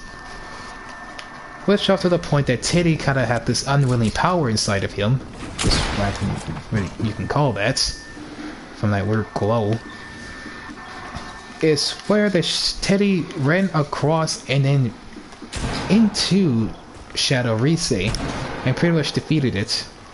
Which Rise now accepts her true self, and pretty much now this is kind of like the same story, same thing happened, and accepting her persona. Which now Rise accepts that shadow self, and then accepts that who she really is. Because she just didn't want to like be, she wants to live like a normal life as a normal girl, not be known as some idol, and be known as a name that she didn't like, Reset. She wanted to be known as just Rise. But she got people that actually understands her, and know that how she really feels. Which now the shadow kind of actually accepts that fate. She accepts her true self. With this, gave birth to her persona, Himiko. And with this persona, she can actually sense shadows and those of weaknesses. With Teddy is flat as a board, after using up so much of his energy at that fight, the sense of another being that was in that same room. And when they turned around, they saw another figure. It looks like Teddy, but it's not really Teddy. It was a shadow version of Teddy himself. But it didn't really sound like Teddy at all. It sounds more grimacing and menacing sounding. Which Teddy didn't really see it all, but I just want to believe this thing. It just told this thing to shut up and try to fight it on his own, but despite Teddy being weak already, he couldn't really put up a fight to that thing. Which, this thing is really much different than the other game's previous selves. It grew 10 times its sizes. But the only one that actually stops this persona, well, Shadow, was Teddy himself. Which he knows he grew conscious accepted what he is, because he knows that this is just how he truly feels after being so alone, not belong anywhere.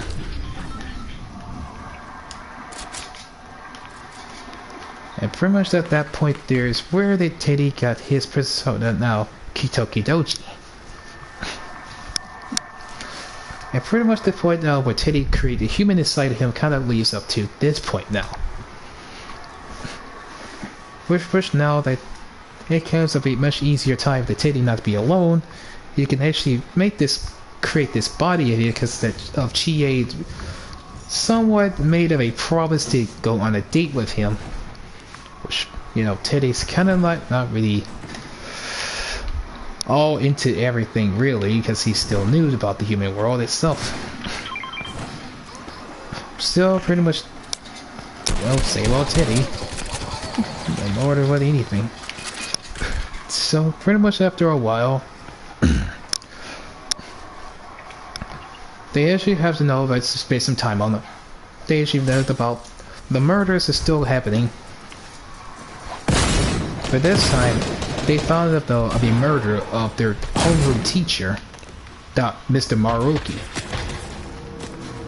Or King Moron. Whoa. Okay. I got him down. I mean, shot.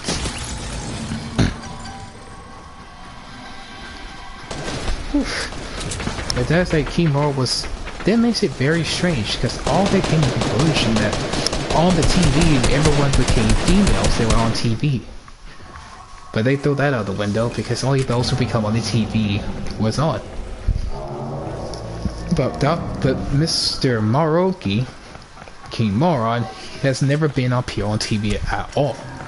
Not even once. So why was he hanging up on top of every building in the same position as the last previous people that got killed? That they don't know. But it seems like the killer didn't want to change his methods. They should try to eventually come close to finding the true culprit. Which somehow they actually arrested the wrong type of guy.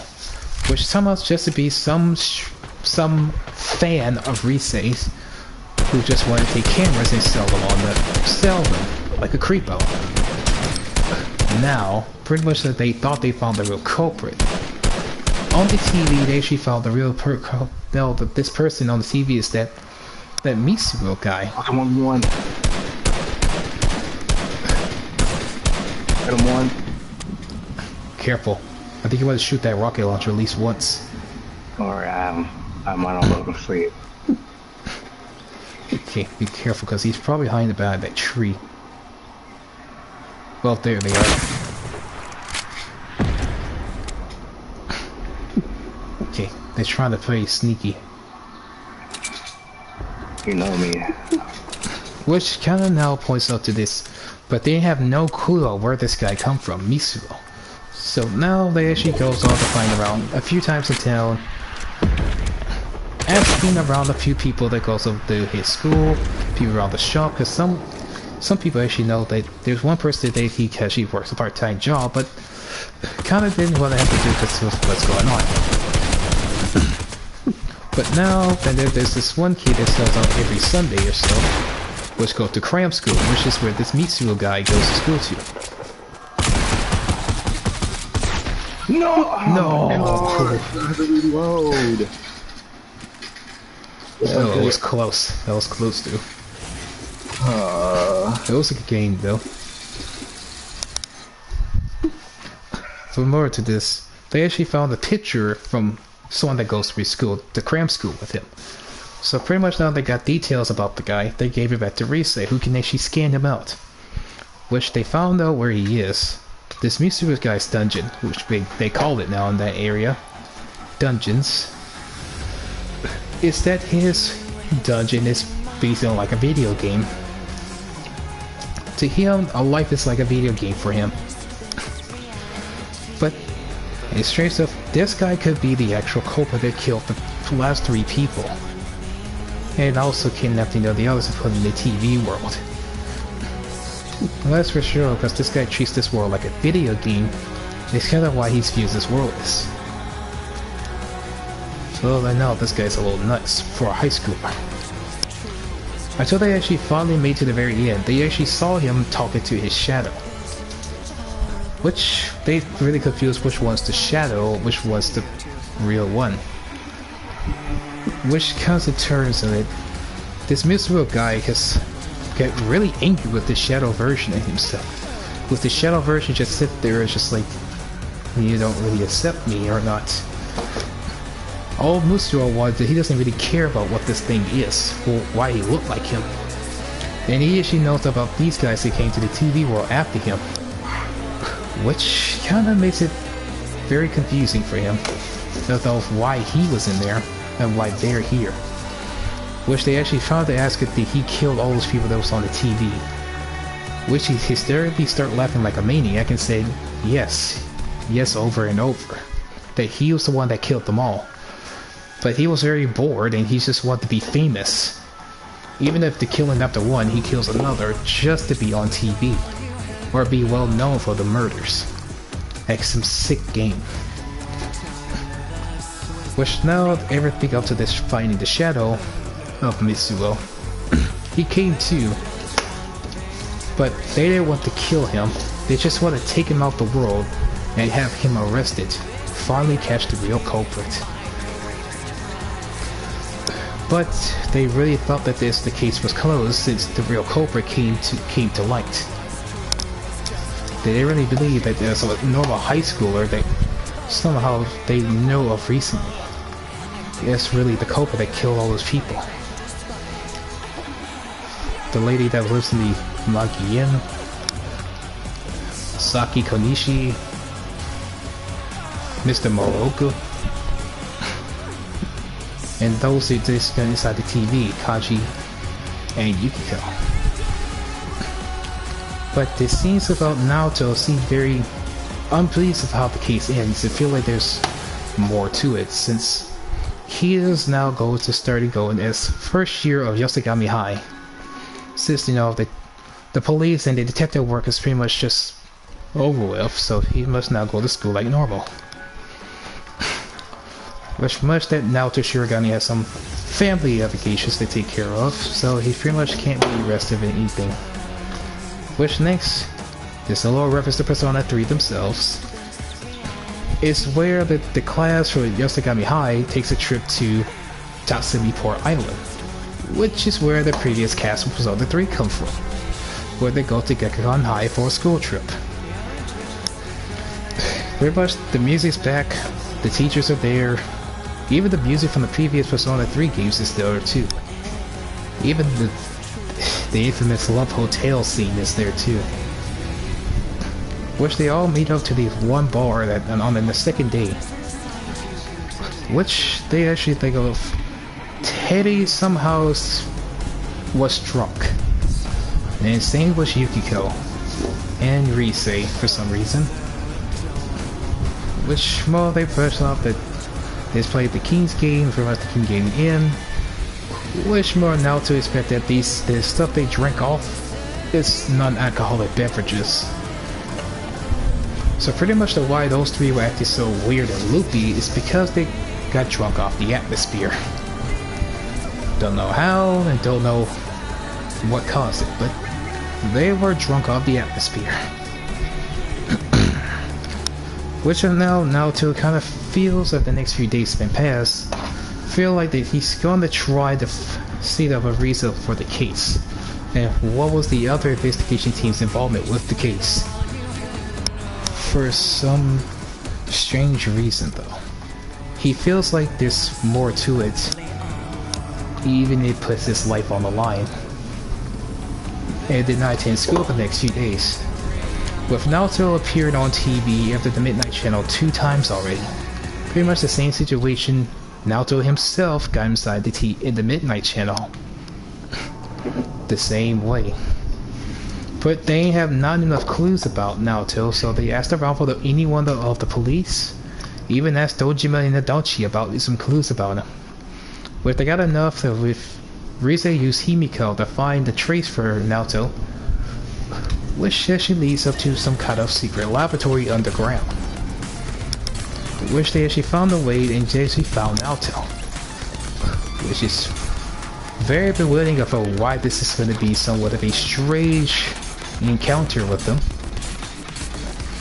But when they found Naoto standing against with his shadow, the shadow is somewhat like a crybaby because he wants to be more of an adult in this world, and what people that actually know of them would need help with them. The adult doesn't want to be alone. And which the shadow also reveals a more shocking thing too. Previous of why they have such a manly name and dress so masculine, because you know that in truth that Naoto is really just not dressing as a boy. They just want to be seen as male by the male society. But also they know to hide the identity that Naoto Shirogane is actually a female dressed like a boy, just to hide his identity. Which kinda shocks the whole investigation group there who believe that Naoto was actually just a boy that goes to their school. But it's actually just a girl that needs to be like the masculinity of the male world. Wait, that's a twist. It really is. Which Naoto kind of passed out is the same way, because they have to accept the fact with this. But Naoto, she didn't want to accept this for what this shadow is saying about her. It's not true. Which, you know, they're gonna start to give the guys a fight now. Which now they have to fight this shadow Naoto, which triumphantly won thanks to the effort. Which Naoto has to really believe that this is what really that she's really believing in her head of why everything to her is just unwillingly that she can't see it herself. So she chooses to accept her real self and finally accepted that who she really is, even to be seen as a boy or a girl, no matter how she dressed, no matter anything really. She chooses to accept that reality she is now, despite appearances. This dude just walked into me. What a dumbo. He's like, oh, I'm gonna get him, I just bopped him with a grenade. Beautiful. I have shields if we need it. Oh, yeah, I do need them. Well, continue.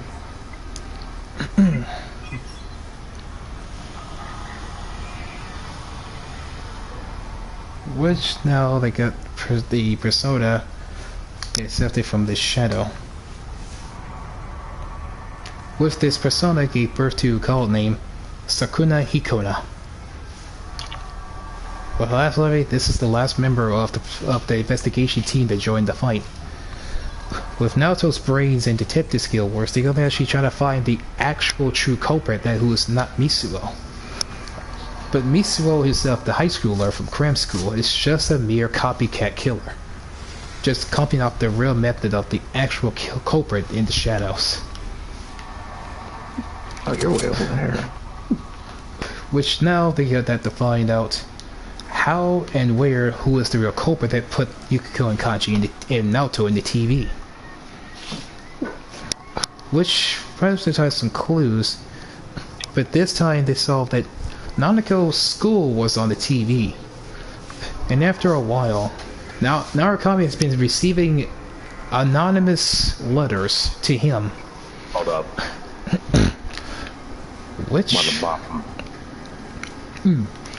Which one night is that Narukami got another letter, but this time Dojima was home, and so is Nanako. And it said this letter was addressed to him, but it didn't have a name. With Narukami read the letter, he somehow didn't know who was going to, why is he going to him alone? Nope. But when Dojima read the letter about stop saving everyone if you know what's good for you. I'm fine. What Dojima seen is of why it's going to him and what he means about know what's good for him to stop saving people.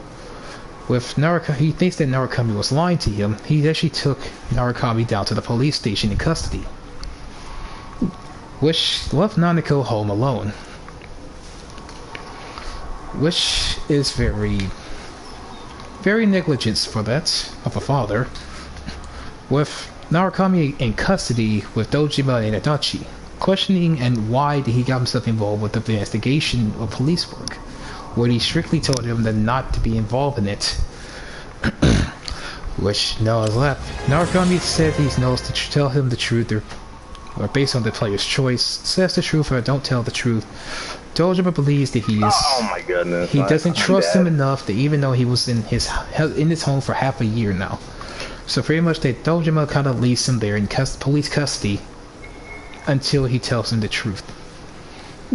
Which Nanako calls Teddy and Yosuke, which they were at work at Junes, that Narukami was in police custody by her dad. Which Yosuke calls up Yukiko, calls up Chie, and calls up Naoto and Kanji and Rise, which all got the news they actually got to the police station to see why. But except for Naoto, it was raining that one night this all happening. Which she understands now that she's home alone and something was going on. A gut feeling she had. And she was running as fast as she could through the rain to get to the Dojima's residence.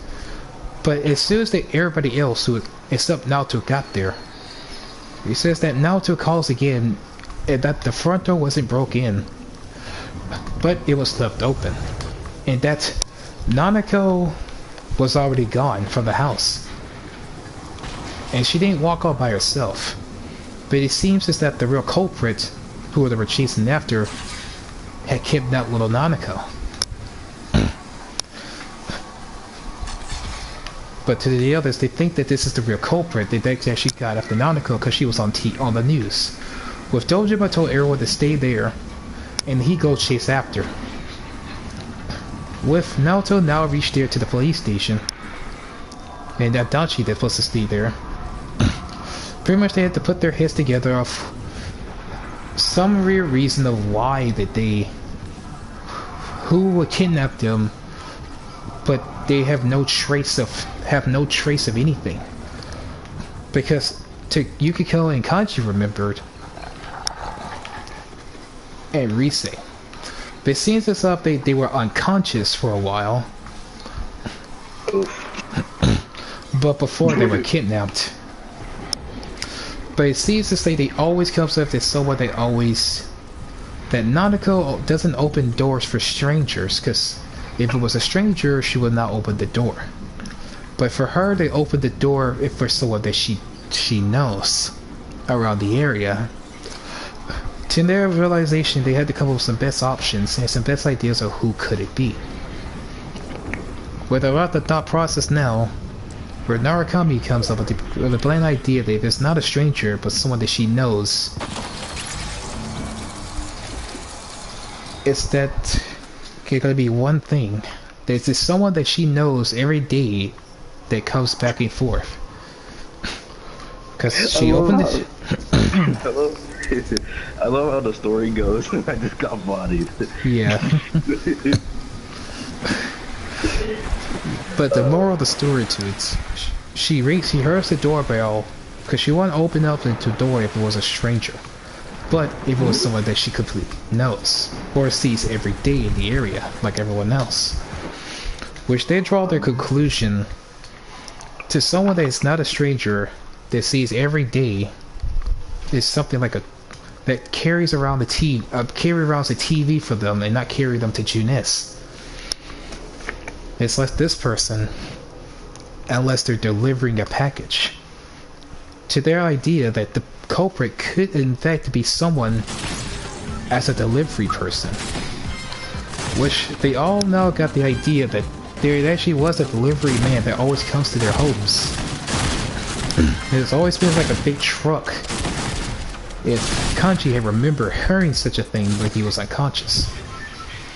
So they actually went out because Dojima was out in the rain, chasing after the culprit in the truck.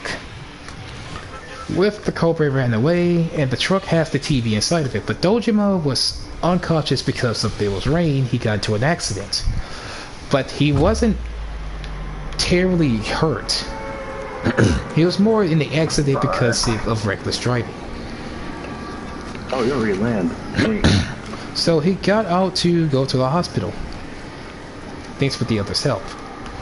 But when the others found out the TV world, they found the TV inside of the truck. So pretty much that the culprit was nowhere to be seen, so it means that the culprit must have took Nanako inside the TV world already. Which they got to the TV world, they saw there's a bright, colorful world. To think that this world could exist for Nanako.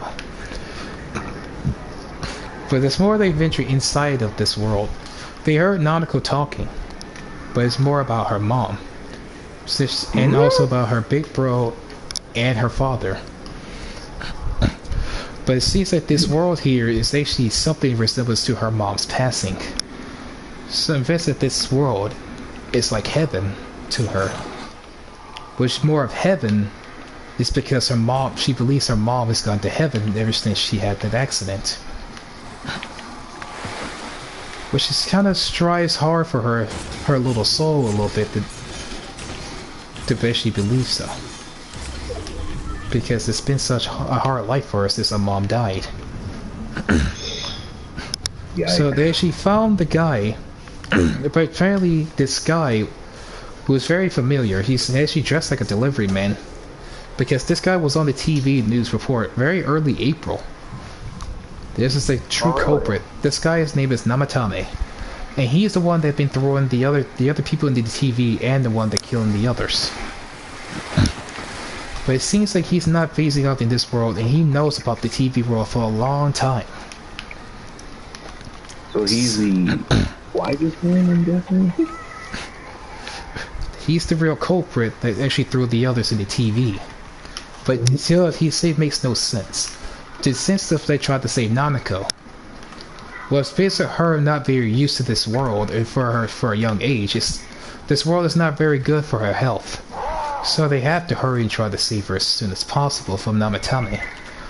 Which the Namatame say he doesn't want them anywhere near him. It's because that he's not trying to harm her, but tried to save her from danger. Wow. But which is something they're not getting. Which is of what he means by saving them. He knows that by putting them in the TV would actually save them from dying, just like the others. Which makes no sense again from them. Which, no point on it, they actually left Yosuke and Kanji both knocked Namatame out of the way, and Narukami got Nanako in his grasp. Which, it was the real Namatame and not a shadow version of himself.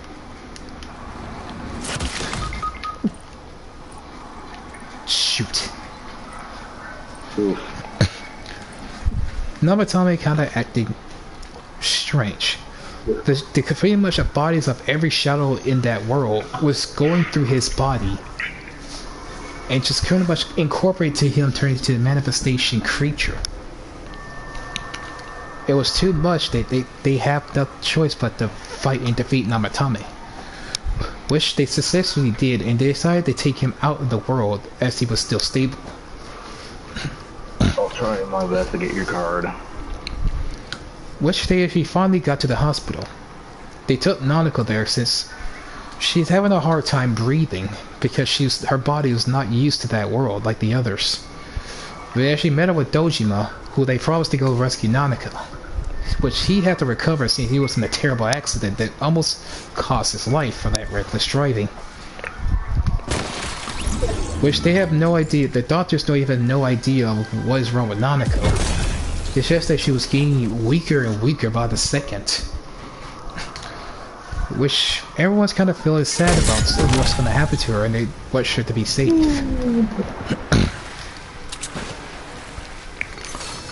Which all the chase, they always did there, but they all left out to actually know that Namatame, the culprit, is in the same hospital. Which to Adachi's statement saying they don't think they really believe that's like throw it into the TV is going to be a believable story from this guy's testimony of what his objective is. But the citizens know that Namatami is in the hospital. They actually went to go find him. With Dojima actually trying to get up there because, you know, this is the same guy that kidnapped his daughter. With Teddy stayed behind with Nanako, who was still sleeping, Teddy did really wish that he had did something to protect her, since he did promise her that he would play with her, and actually stay in that world, just like with everyone else. With Teddy being sad, he kind of left. But when he came to, he was actually back in this foggy world, but he don't know where he was. Which now they try to find out, went back to Nanako's room. But everybody can't go in there. So they only go for someone who's actually a family relative, which is Narukami. Which Narukami went in there to talk to Nanako, who was still fighting, which she was afraid because she doesn't know what's going on with her. With Narukami calming her down, with much love for her breath, her heart stopped, and Nanako died in the hospital. Do you need a weapon? There you go. Yeah, yes I do. But yes, there's more of that. As much as Nanako tried to stay awake for a little bit to talk to her big bro, it was too late. It's right there with her last breath that she had.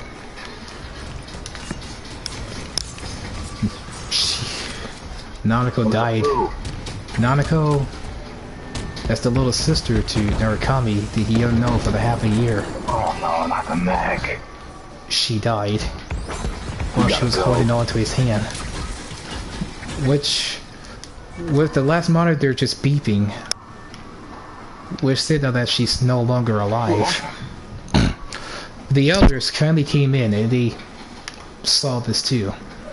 All of them shed a tear that this little girl, who didn't want all this danger to her, completely died in this hospital.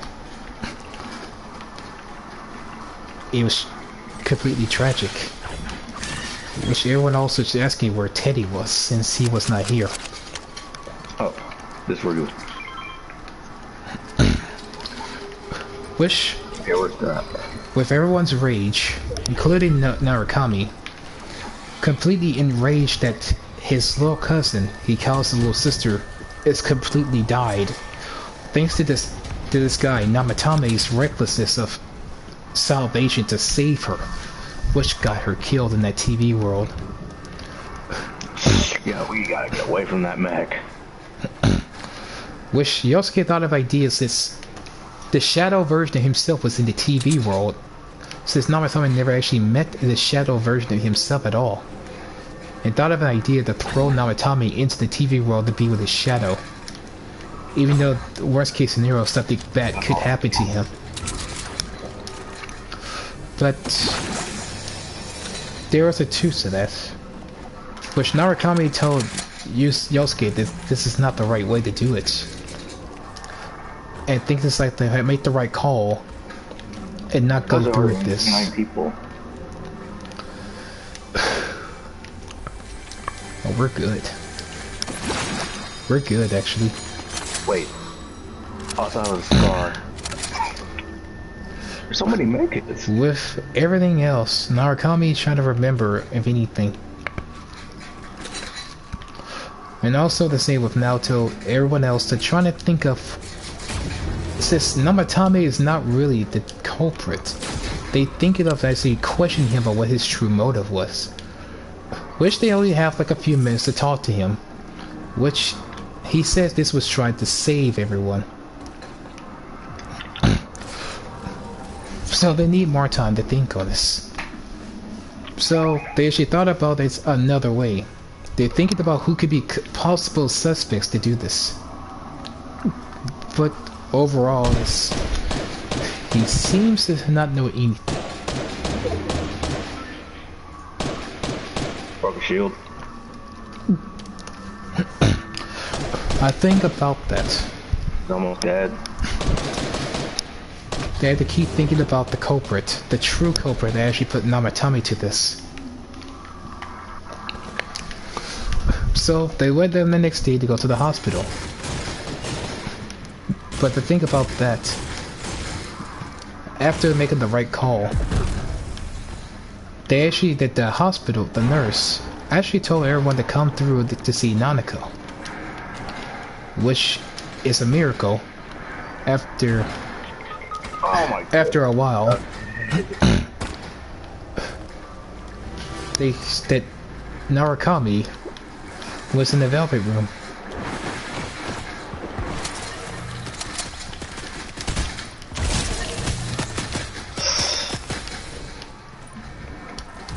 You have bills on you? I'm dead. Yeah.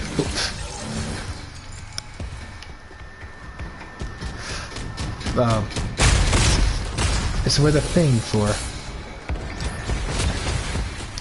that Narukami had talked to somehow they found Teddy in the velvet room,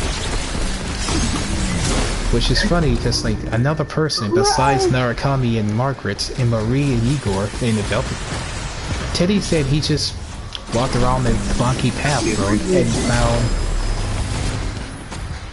He's right on that path right now. And just found him inside this limousine. No memory of why he's there. With Teddy found out that he's really not what he was created to be. He's actually is a shadow, just like those shadows they were fighting. He just doesn't remember why he got this more of a shape from a shadow to this. He doesn't remember anything past that at all. But it doesn't really change the fact that they're still friends with him. Even if he was born a shadow at first. Just crouch.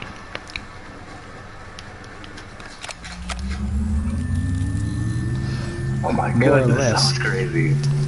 Teddy came out and actually believes and forms his true bond with Narukami. And she came back with him. And more of that, he told Teddy that Nanako is still alive and fighting to stay alive for them, which made Teddy very happy to hear. I'm keeping the rocket. Okay. Got that sword. And more things less. They're trying to find out who the real culprit and why Namatame did this, which they now went back to the hospital the next day to question him why he did it. But he said who was the very first person that he put inside the TV, which he pointed to Nanako, who was the only person he actually put in the TV and not the other two ladies who were on the news. No, it's not worth it. The news lady and Saki Konishi. He never interacted with them. Sure, from what he knows from the news, he actually had an affair from his wife with that one news reporter lady. Which, why that one lady in the room that had the news was Namatame's ex-wife after the divorce. Because she couldn't cope with that her husband had cheated on her with an affair with the news reporter lady. Who was the first person that actually was killed on the news? Which now Namatame go into a drunk depression about this. And then he solved about that she died in the from actually being on the news. Which is the same thing happened with... No, oh my god. Same thing that happened with Konishi. I'm dead.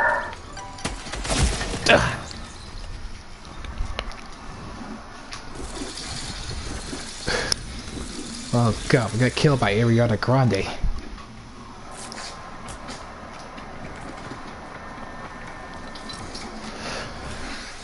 But more of the story. Namatame said he didn't kill the other two people. He was actually trying to protect them from suffering the same fate that happened. Which he said, like, for the same goes for Yukiko, they had the Kanji, Risei, and Naoto, and Nanako was the last. But he says that the person who told him about the TV world and said that this will save them was someone from the police. he said that someone that was working with the police that told him about this. They say like pushing people into TV on the midnight channel would actually save them.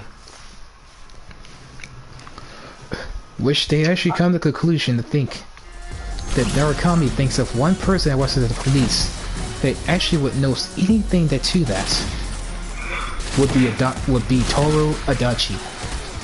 Since he was working with the police, and anytime they conveniently meet up, he always talks too much about the police's locations and whereabouts, or anything they're doing about with the investigation.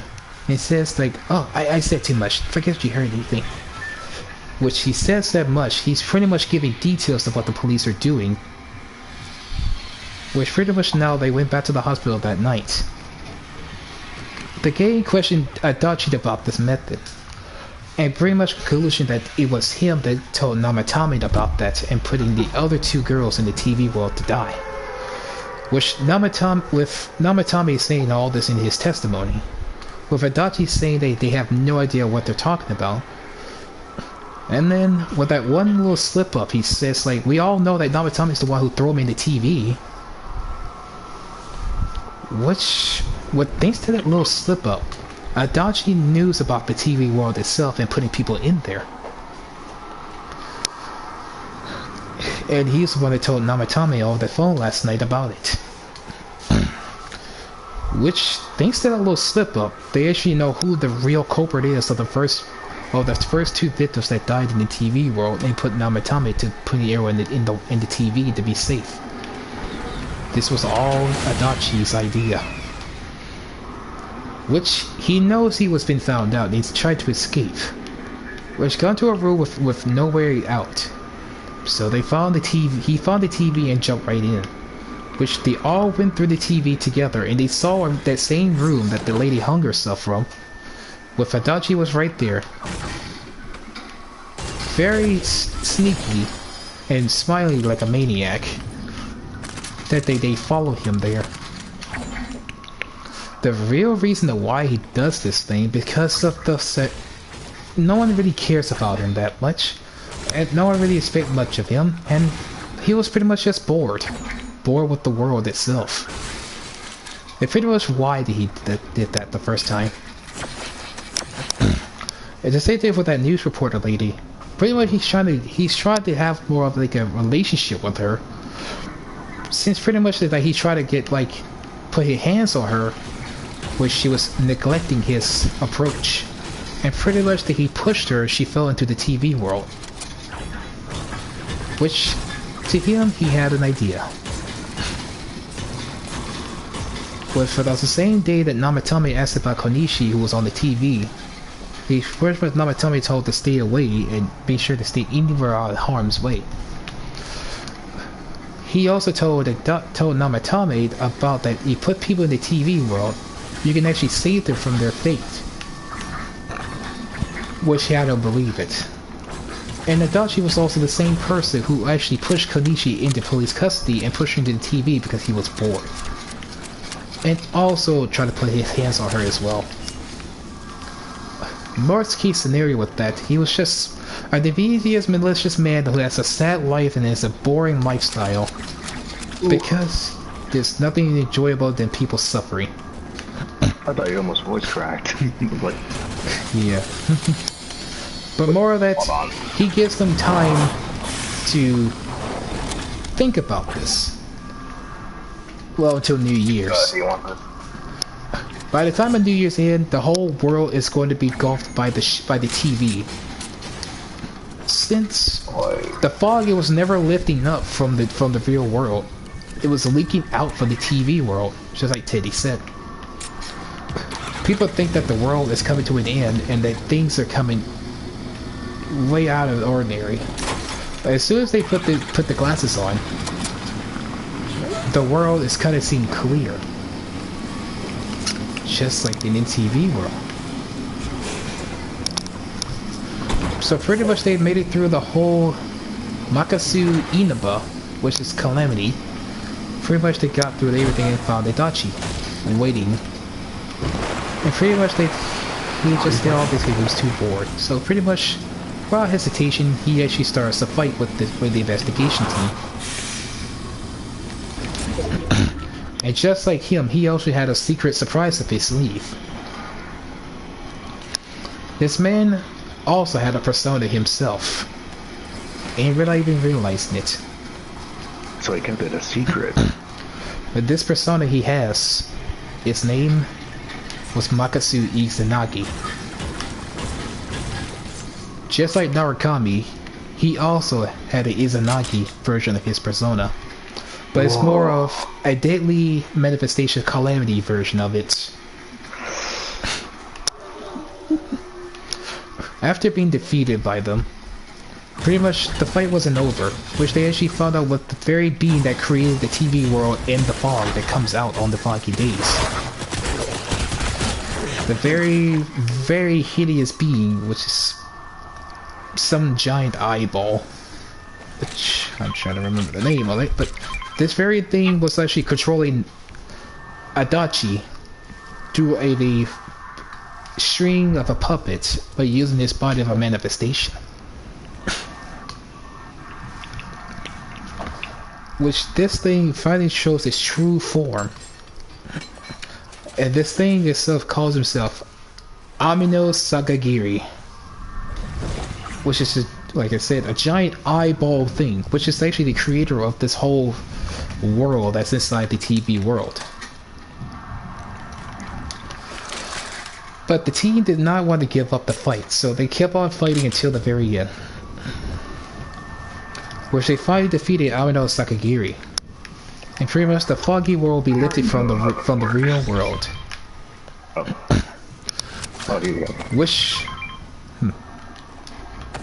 Which now they actually return back home. But the last thing of the last few remaining days that Nanako was in recovery, so is Namatame. Another thing happens is when everything was going on, is that with the guy from the very bus stop of the gas stop, he knows about anything that was going on. Because of Narukami didn't face his real self, because he doesn't have any regrets hiding. He doesn't have a shadow. Namatame didn't face against his shadow either. And Adachi never faced it, he never had a shadow of himself either. That all three of these people have very much have these very powers without the facing of the other self. But it's thanks to all three of them they didn't have shadows of each other to face. This very being that talks to Narukami since the very first day, it was disguised as a human, and its true nature was put this world fog into this world. And its real name is Izanami. Izanami no Okami, the very god of very beings of this fog world. With everyone had to fight against this thing, Narukami had to believe the power of his bonds. With Izanami no Okami was trying to suck away Narukami to this very void. Everyone's been pushing him out of the way out of trouble and taking the sacrifice for him. Which was only Narukami left to fight the being himself. With the call of the power of his bonds, he remembers everyone's voices to not give up the fight. With him, he threw away his shades, he threw away his weapon. Okay. And he called upon his persona, which is Izanagi, and then it transformed into his ultimate persona being, thanks to the world Arcana.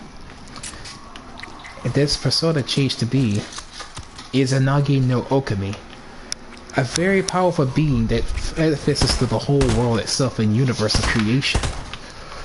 After using that, it defeated Izanami no Okami. At which pretty much that would be the end, or so it thought. What about Marie's story of perhaps anything with the story? It turns out that when Marie was disappeared, she also created a world itself that various being that created the fog into that world. Oh, she's the very embodiment of that thing. Amino Sakagiri. She is the very true form of that thing, its true nature. Which is why her eye kind of have a bit shapes to it. It looks just like the thing itself that the others it killed. Which Marie, her true name is Anami. I mean, Amino Sakagiri. She created all of this for her own benefits. She lost her memories from it. After the elders had got through her and rescued her for that fight, pretty much everything finally returned back to normal. Which much now, when Dojima came out the hospital, so did Nanako. Narukami was greeted by everyone at the bus station, where Sage could say his last goodbye to all though he had filled bonds and cared for, the one he protected so dearly. With that, Narukami finally got onto the train, and he was going to head home, with his final farewells to his friends that he made in Inaba. As much has passed too. A whole year has passed by for Narukami and the others, when Narukami came back to visit them in Inaba. Everybody looks very much different how they were a whole year ago. Very much different. Which was now Marie, that go by her actual name now, which was now became a weather report woman, and pretty much to know that every time that she calls the days of the rain and fog, it comes true when she says and predicts it. But now she becomes a news weather woman. She says that every day is going to be sunny for the so forth. Which also with one last thing before she got off the air. She shouts up, "I love you, Narukami," which kind of broadcasts to the whole world. Which pretty much afterwards everyone has a good old laugh about it and have one final photo to commemorate their friendship. And pretty much that story that everything was safe. And peace was returned to Inaba. No more murders, no more culprits, just a peaceful life. And that's the whole story of Persona 4. And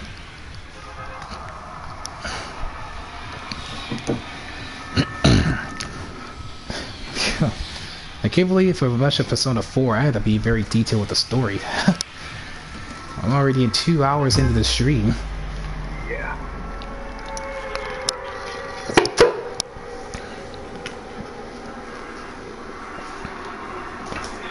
So yeah, I probably first episode probably make Sakura and probably the rest of the 10 leaves maybe soon. Luckily I don't like the rush. Yeah, you don't have to rush, you just... Sorry. I have a lot of things going on, like I have my graduation thing next month. Yeah, no worries.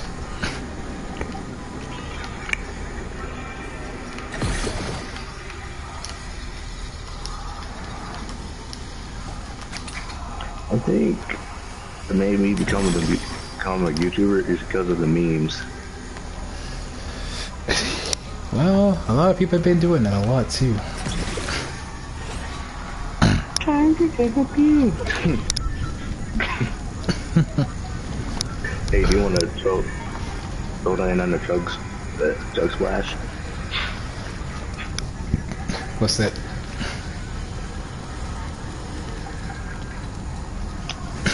I'm the delivery boy. Oh, Jesus. Where's the Ferrari? Yeah, the Ferrari. That's I love.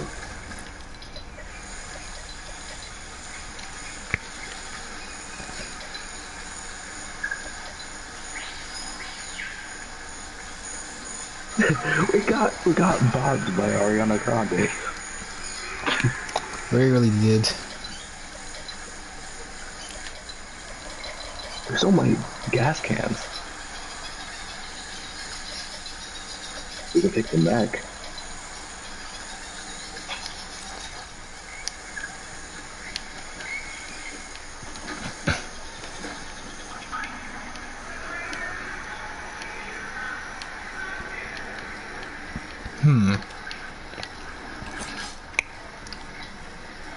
wonder what chapter 3 is gonna look like.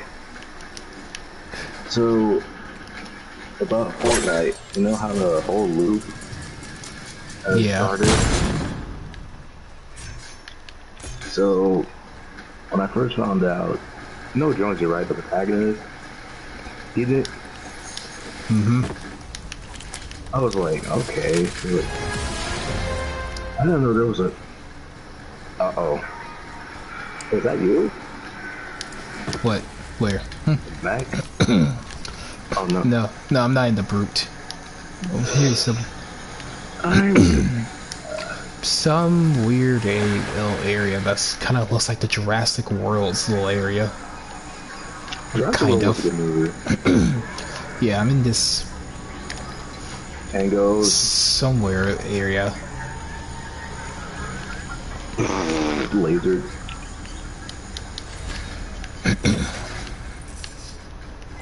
Well, they're both dead. Clueless. They got clapped. Alright. There's a crow. And I love the pump. Such a good shotgun.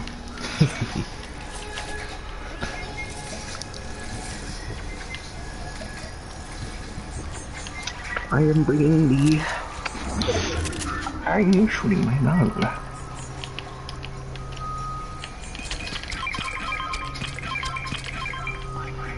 Hey buddy, you have a lot of money.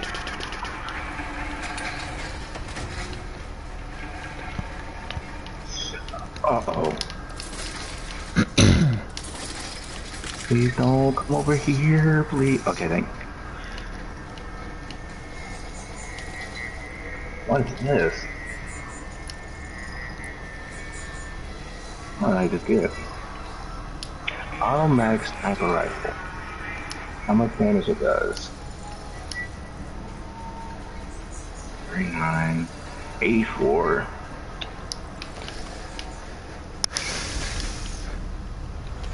How do I get out?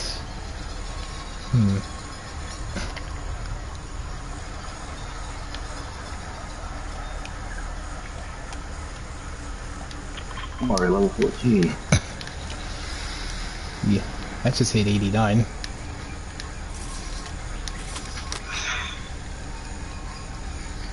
Oh, pot.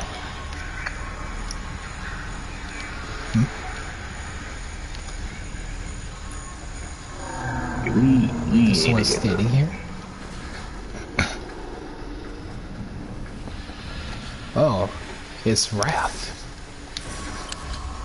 I thought he said Raphael was like it.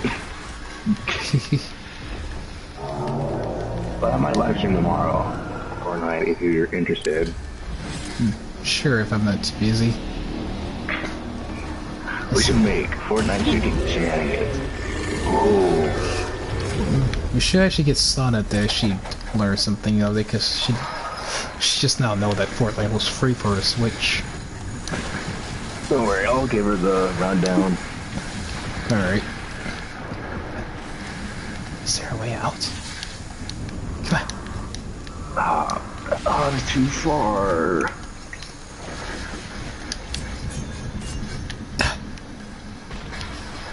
Ooh, chicken.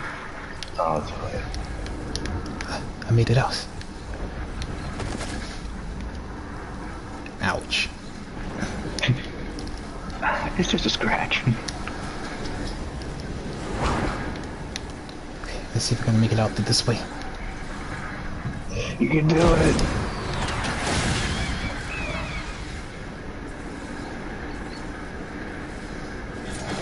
Oh, have a med kit. Have a med kit over here. I'll have to risk it. I'm coming. Well, there I go.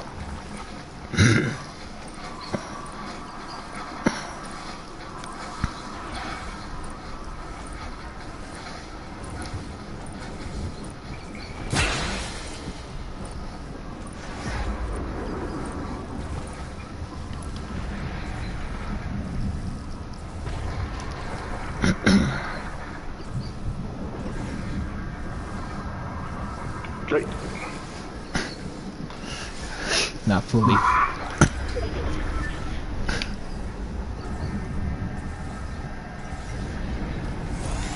Okay, I got this make kit to use this quick. That's it, might as well.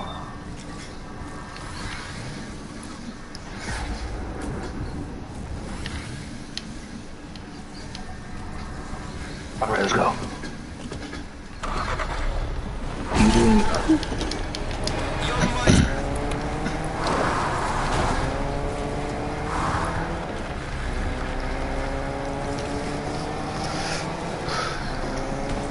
Let's get safe.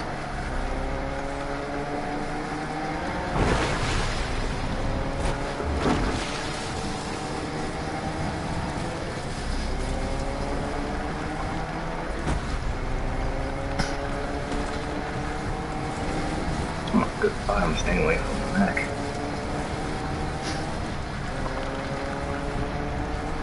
Wait.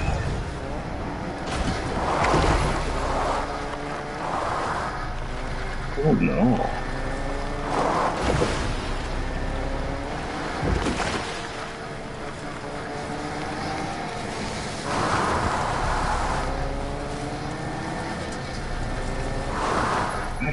We can get stuff in there.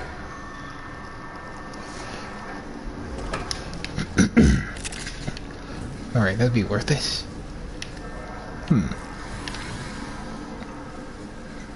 There's a med kit. Got pots. All of it is good. I had to sacrifice my grenades. Green pump, thank you. Pumps are better than other shotgun. That's for sure.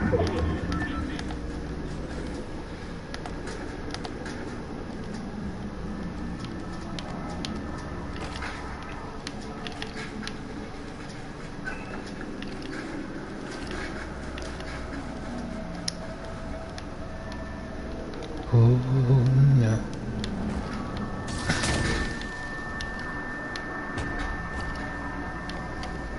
That storm is still coming? It's coming. Fall back. Wait, do you have a launch pad? I cracked the weapon. Right.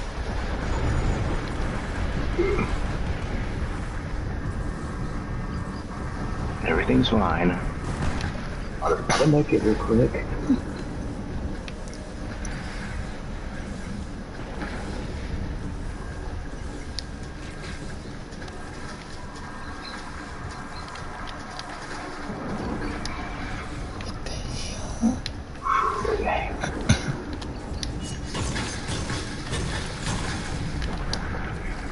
Yeah, a launch pad would be nice. Defiant fish.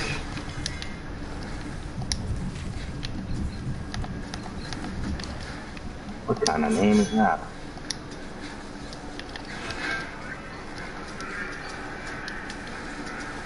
No, no.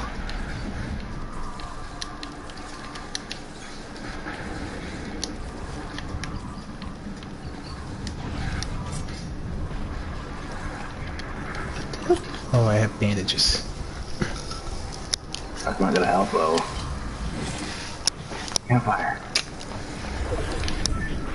Just use as much as I can to run. Okay, I'm campfire.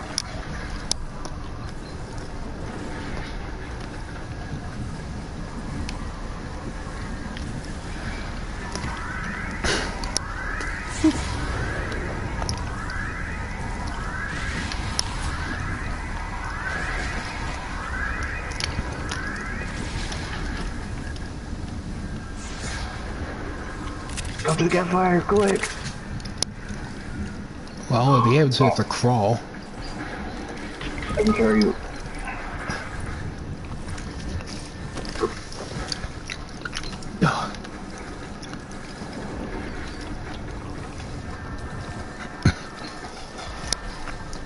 Oh, that's so far.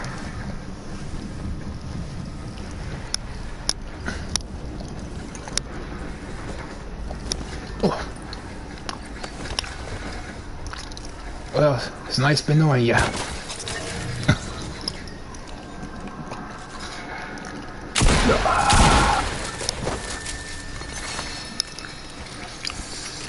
She's the Kakashi, this beast. Look at him.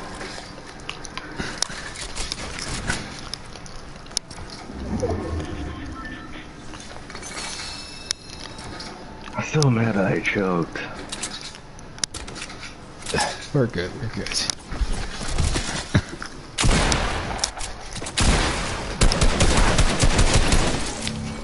Kakashi's beasting. Lord of mercy.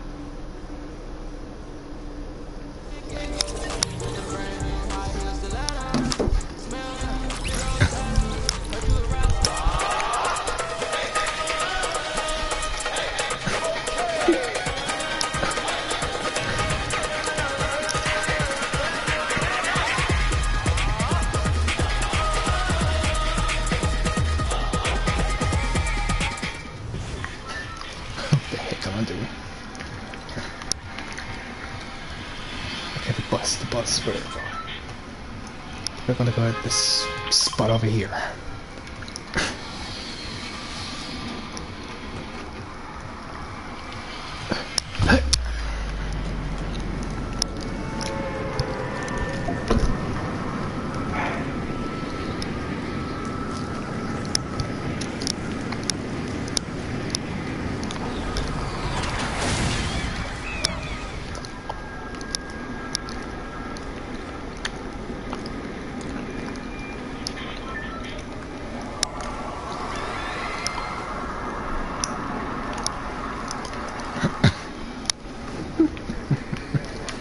Found some good stuff here. I'm Banana Man.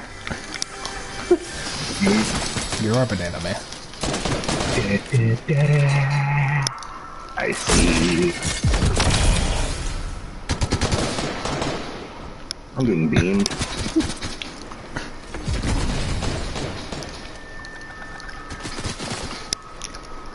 Holy balls. Ah, this dinosaur. What the hell?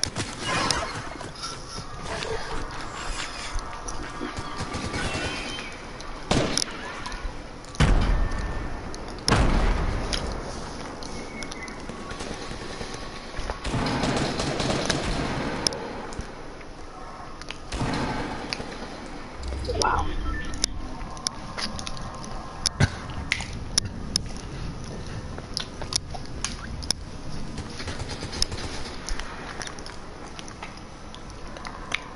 Come here.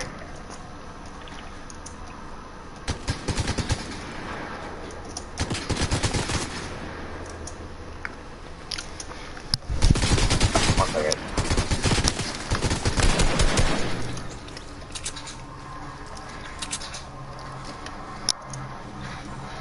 That was clutch. Yep. I carry you on my back. Yeah.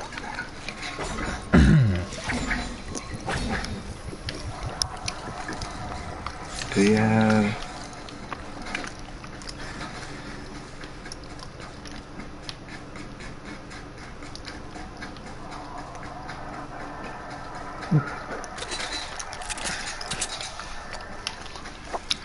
There's the side. Oh, I need a shield.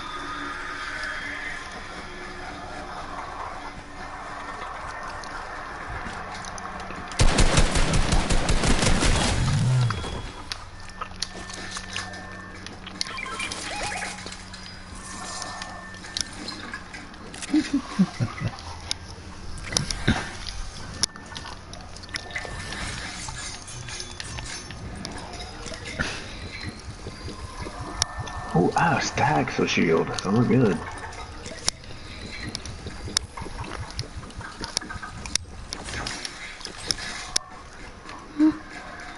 What the heck?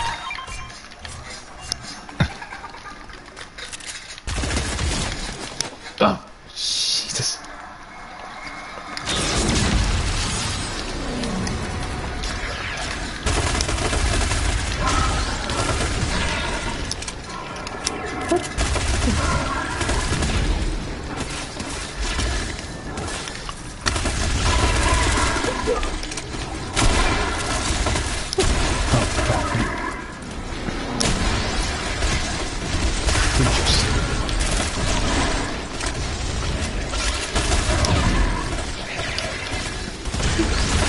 Oh my god.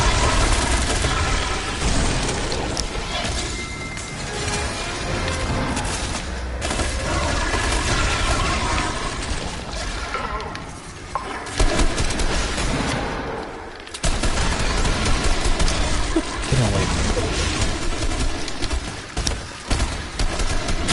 Yeah.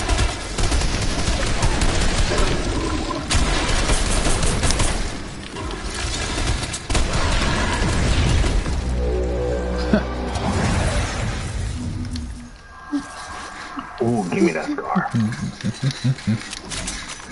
Yeah. It's still, that's it. I might as well.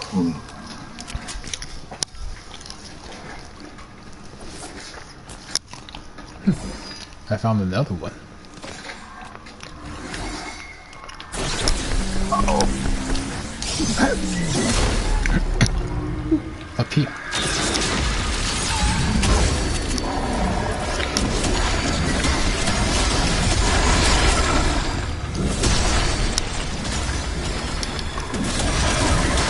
Ah, my face.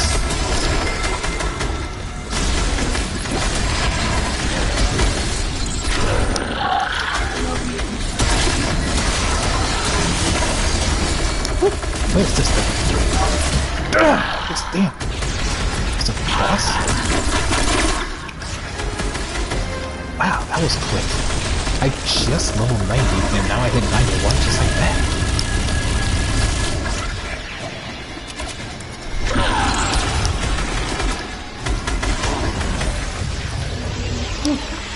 Man.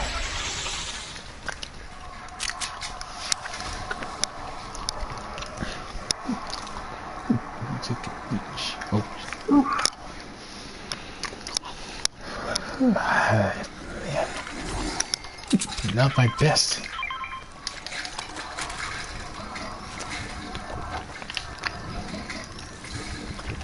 What is this?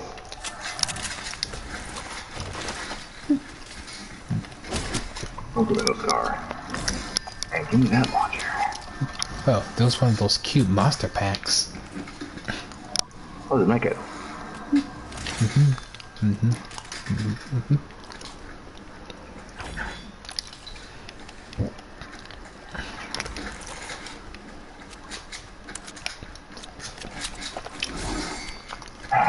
Do you have any shotgun ammo on you? Okay, I see. You need AR ammo? Yeah. No, I don't have a shotgun on me. Definitely need that.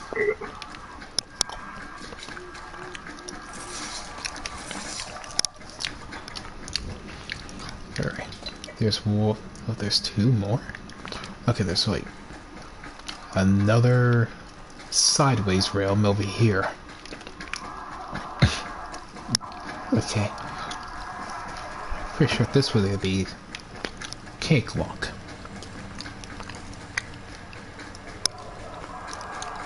That's just a medkit.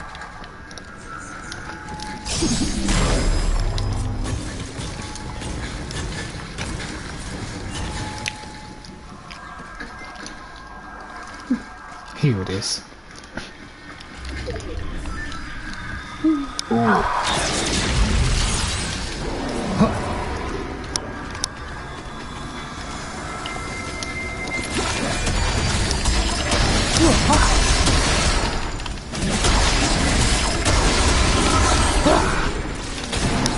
annihilate me now.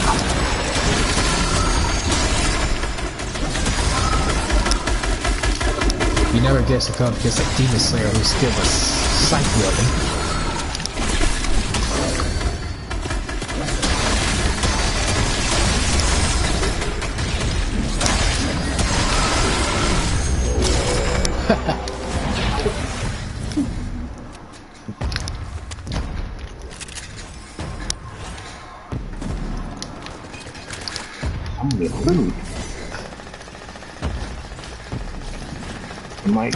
Yeah, my kid probably.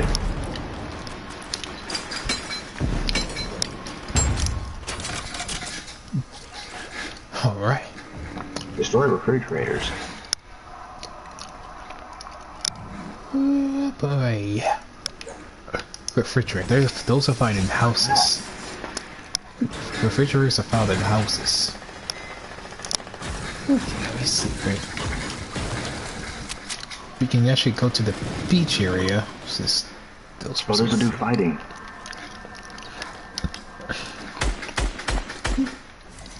Wait a minute.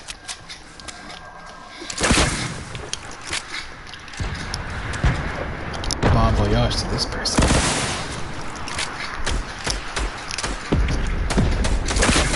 Not the shield.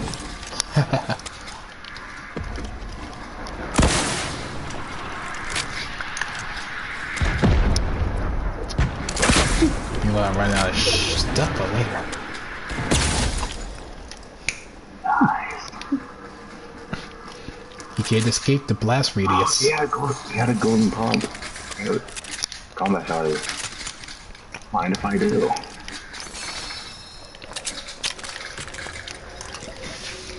And more rockets to spare.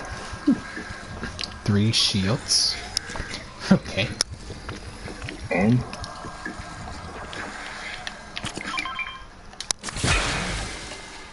wait, come on. Okay, he had an extra.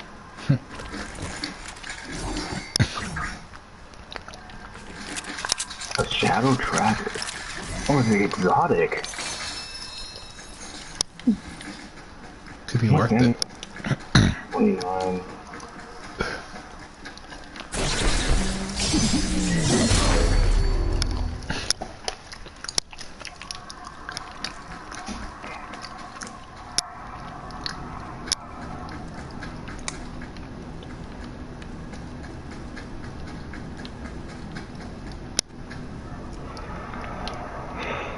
Pretty good, actually. Not gonna lie. Okay then. Dragon. Well, we can't go to the beach now since the refrigerators of the storm's taking over the refrigerator areas. Okay. Guess we take out the next sideway.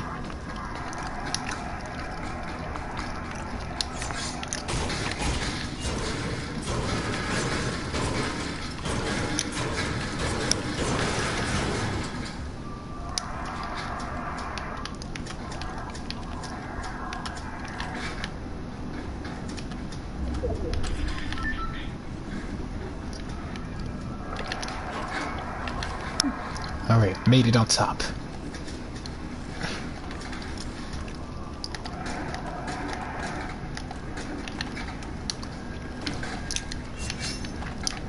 I'm getting shot. What? Fired I will.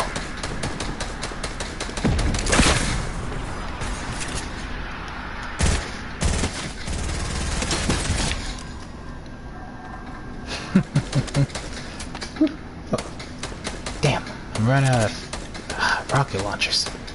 Hey, try to make it up here.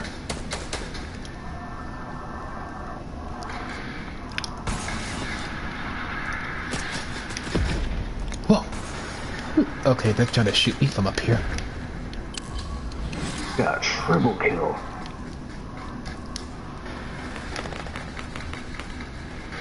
He's cracked.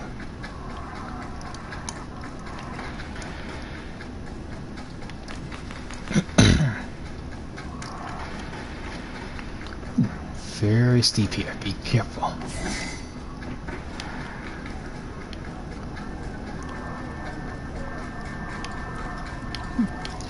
Honestly. I just really need to get out of here quick.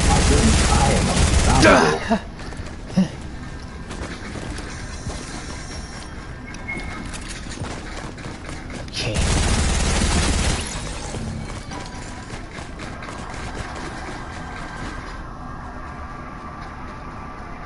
Alright.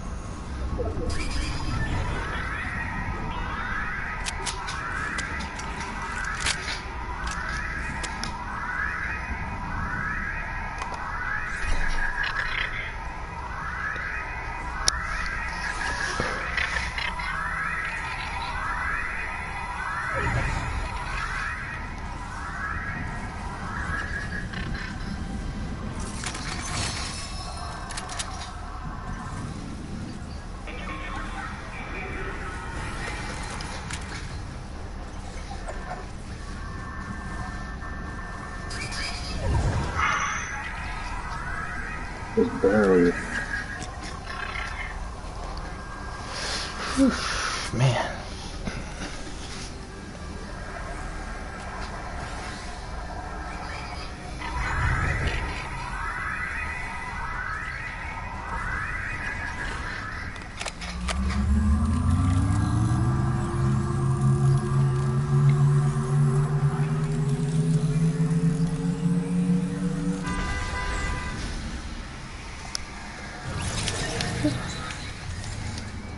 Alright, he shit. Return me.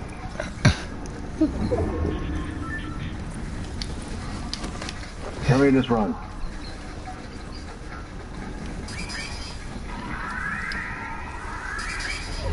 Okay, revive. Revive. Get somewhere. Revive. Just revive. I'm about to die. Put down. Oh no.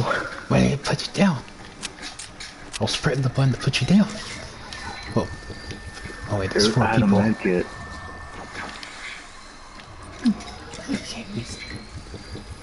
Think of something.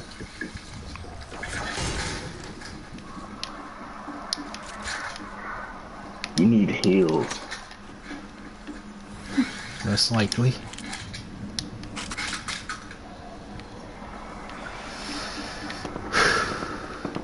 Okay, I'm gonna find it. Doubt I find it in this circle. Oh, there's somebody up there. Shoot. Shoot.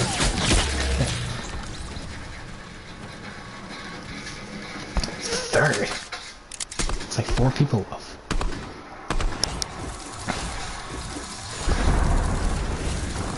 Yeah.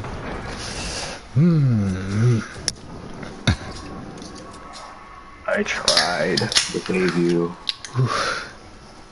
All work done.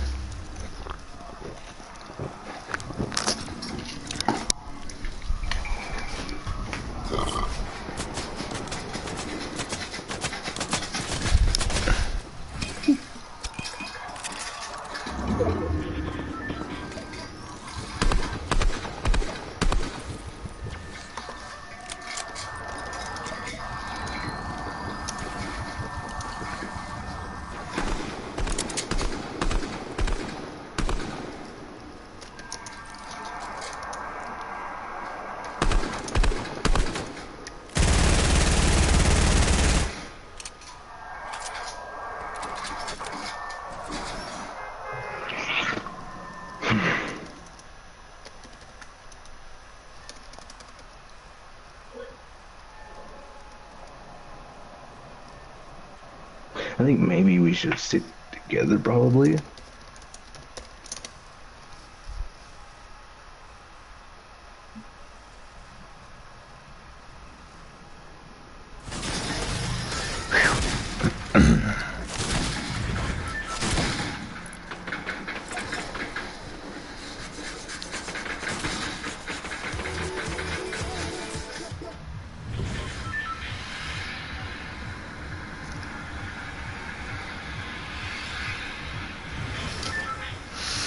Richard.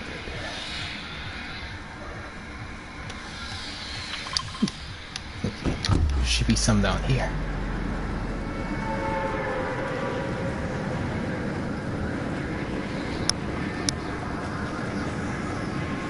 I guess it's time to go.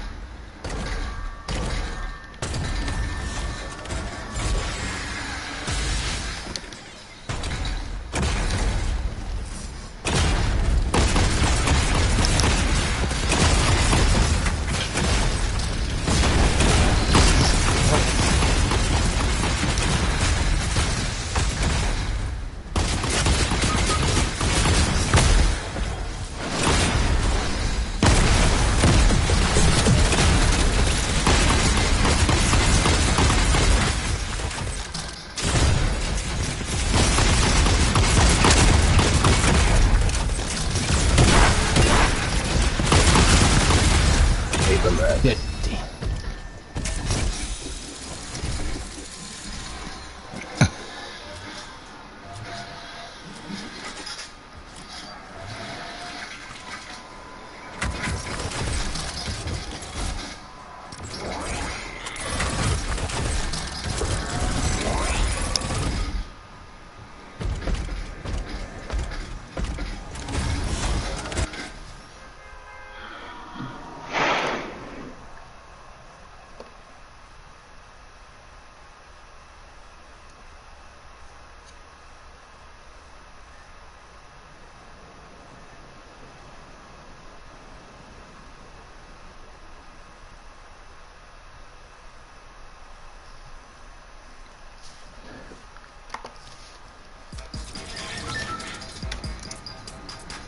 Oh yeah, Apex is free. Oh, I know. So you stop playing it. Oh yeah. I actually like the Apex story online.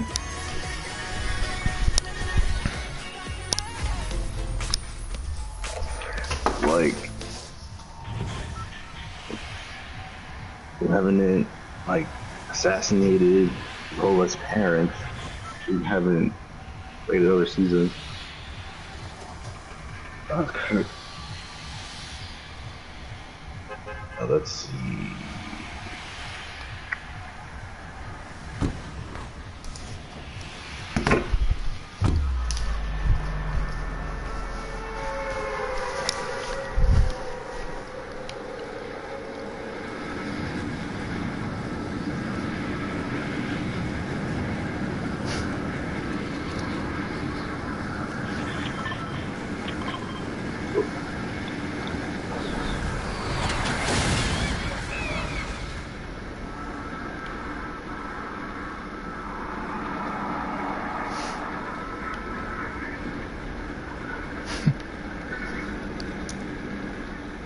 Upgrade station.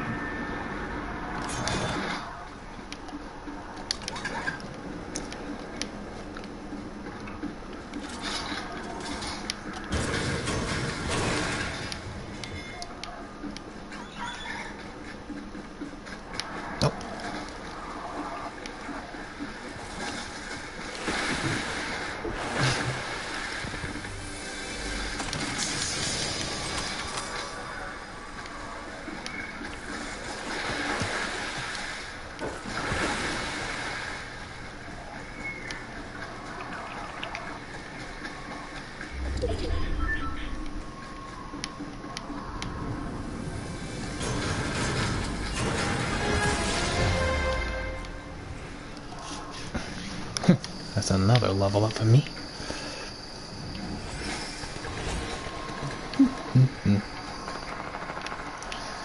Apples and bananas. What?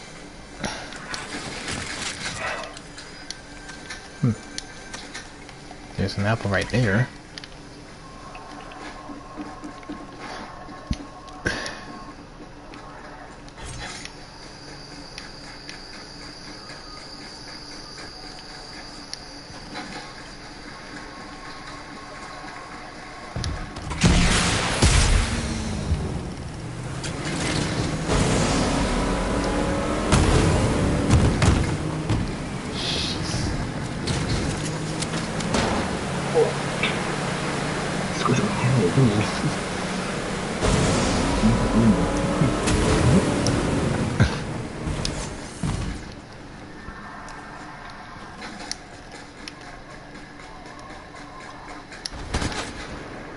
Jesus.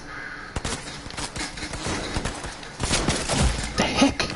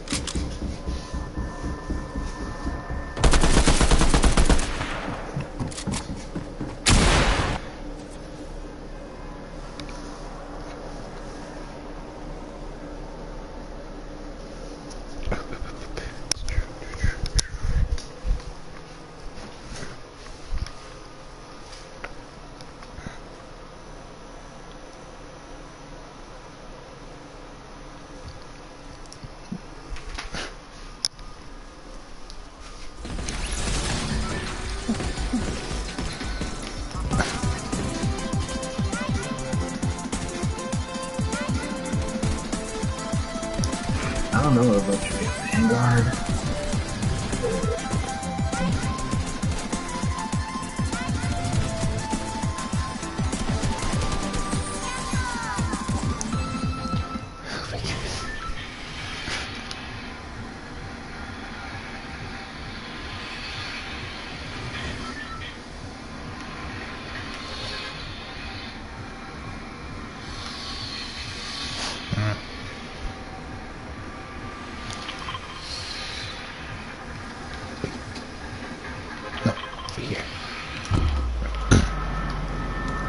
right over there.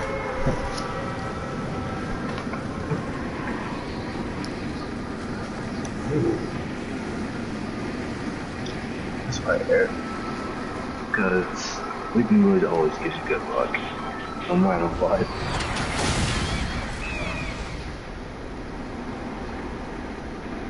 Why is Shantae doing? Oh my goodness. People these days. Choco pose is just out of control. Why? Why? Somebody's about to get the hammer. Don't know. No Sims on this game. Especially mine. Ugh.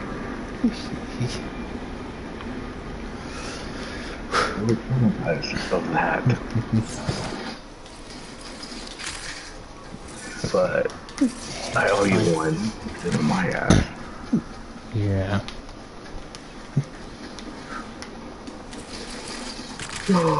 You shall be rewarded with a blue AR. And a kunai. Good measure. And a medkit. And a shot. Oh yeah. I got the slurps.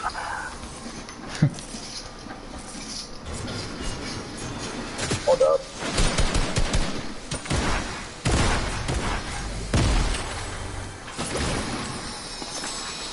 I see, where's your buddy?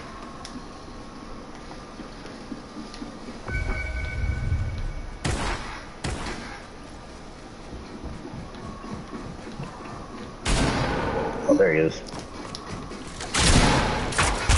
There's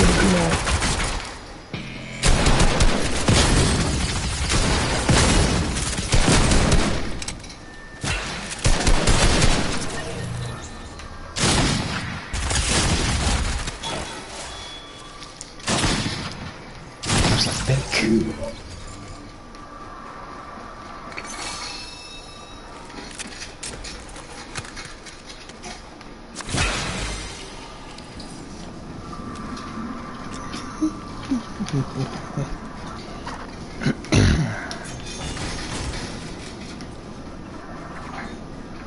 We got a chest.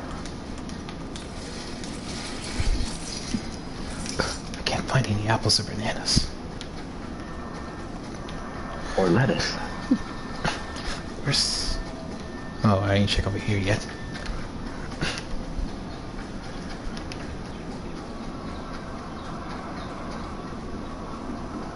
Hold up.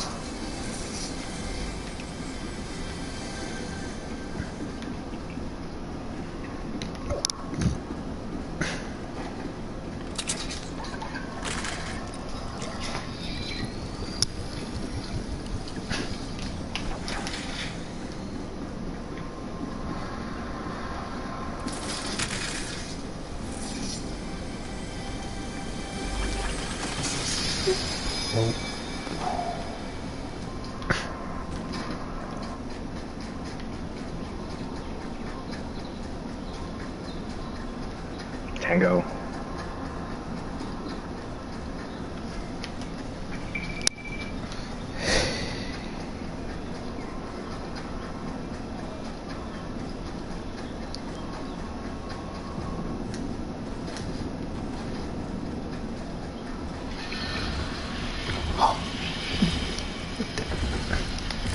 Oh, caretaker.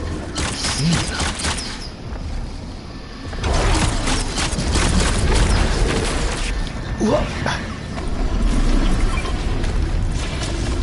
Get out of here, bro.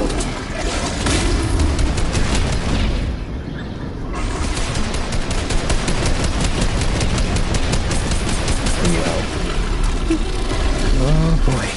This caretaker's not gonna stop.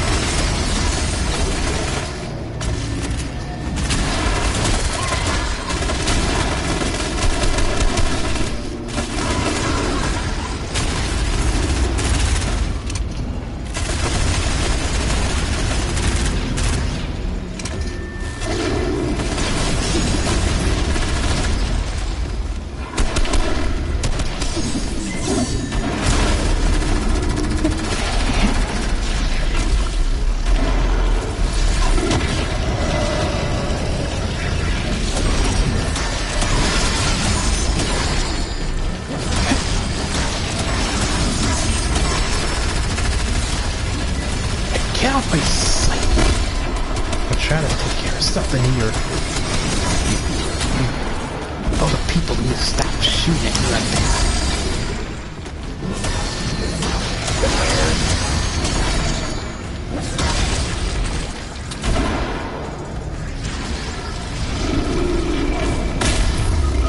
Help. Help.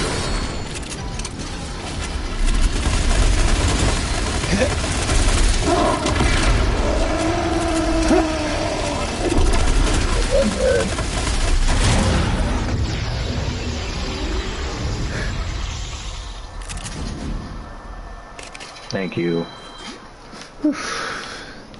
Okay, I need to get up there. I was trying to say the players. Yeah. Someone's trying to shoot me down. Was there one at Whipping Woods?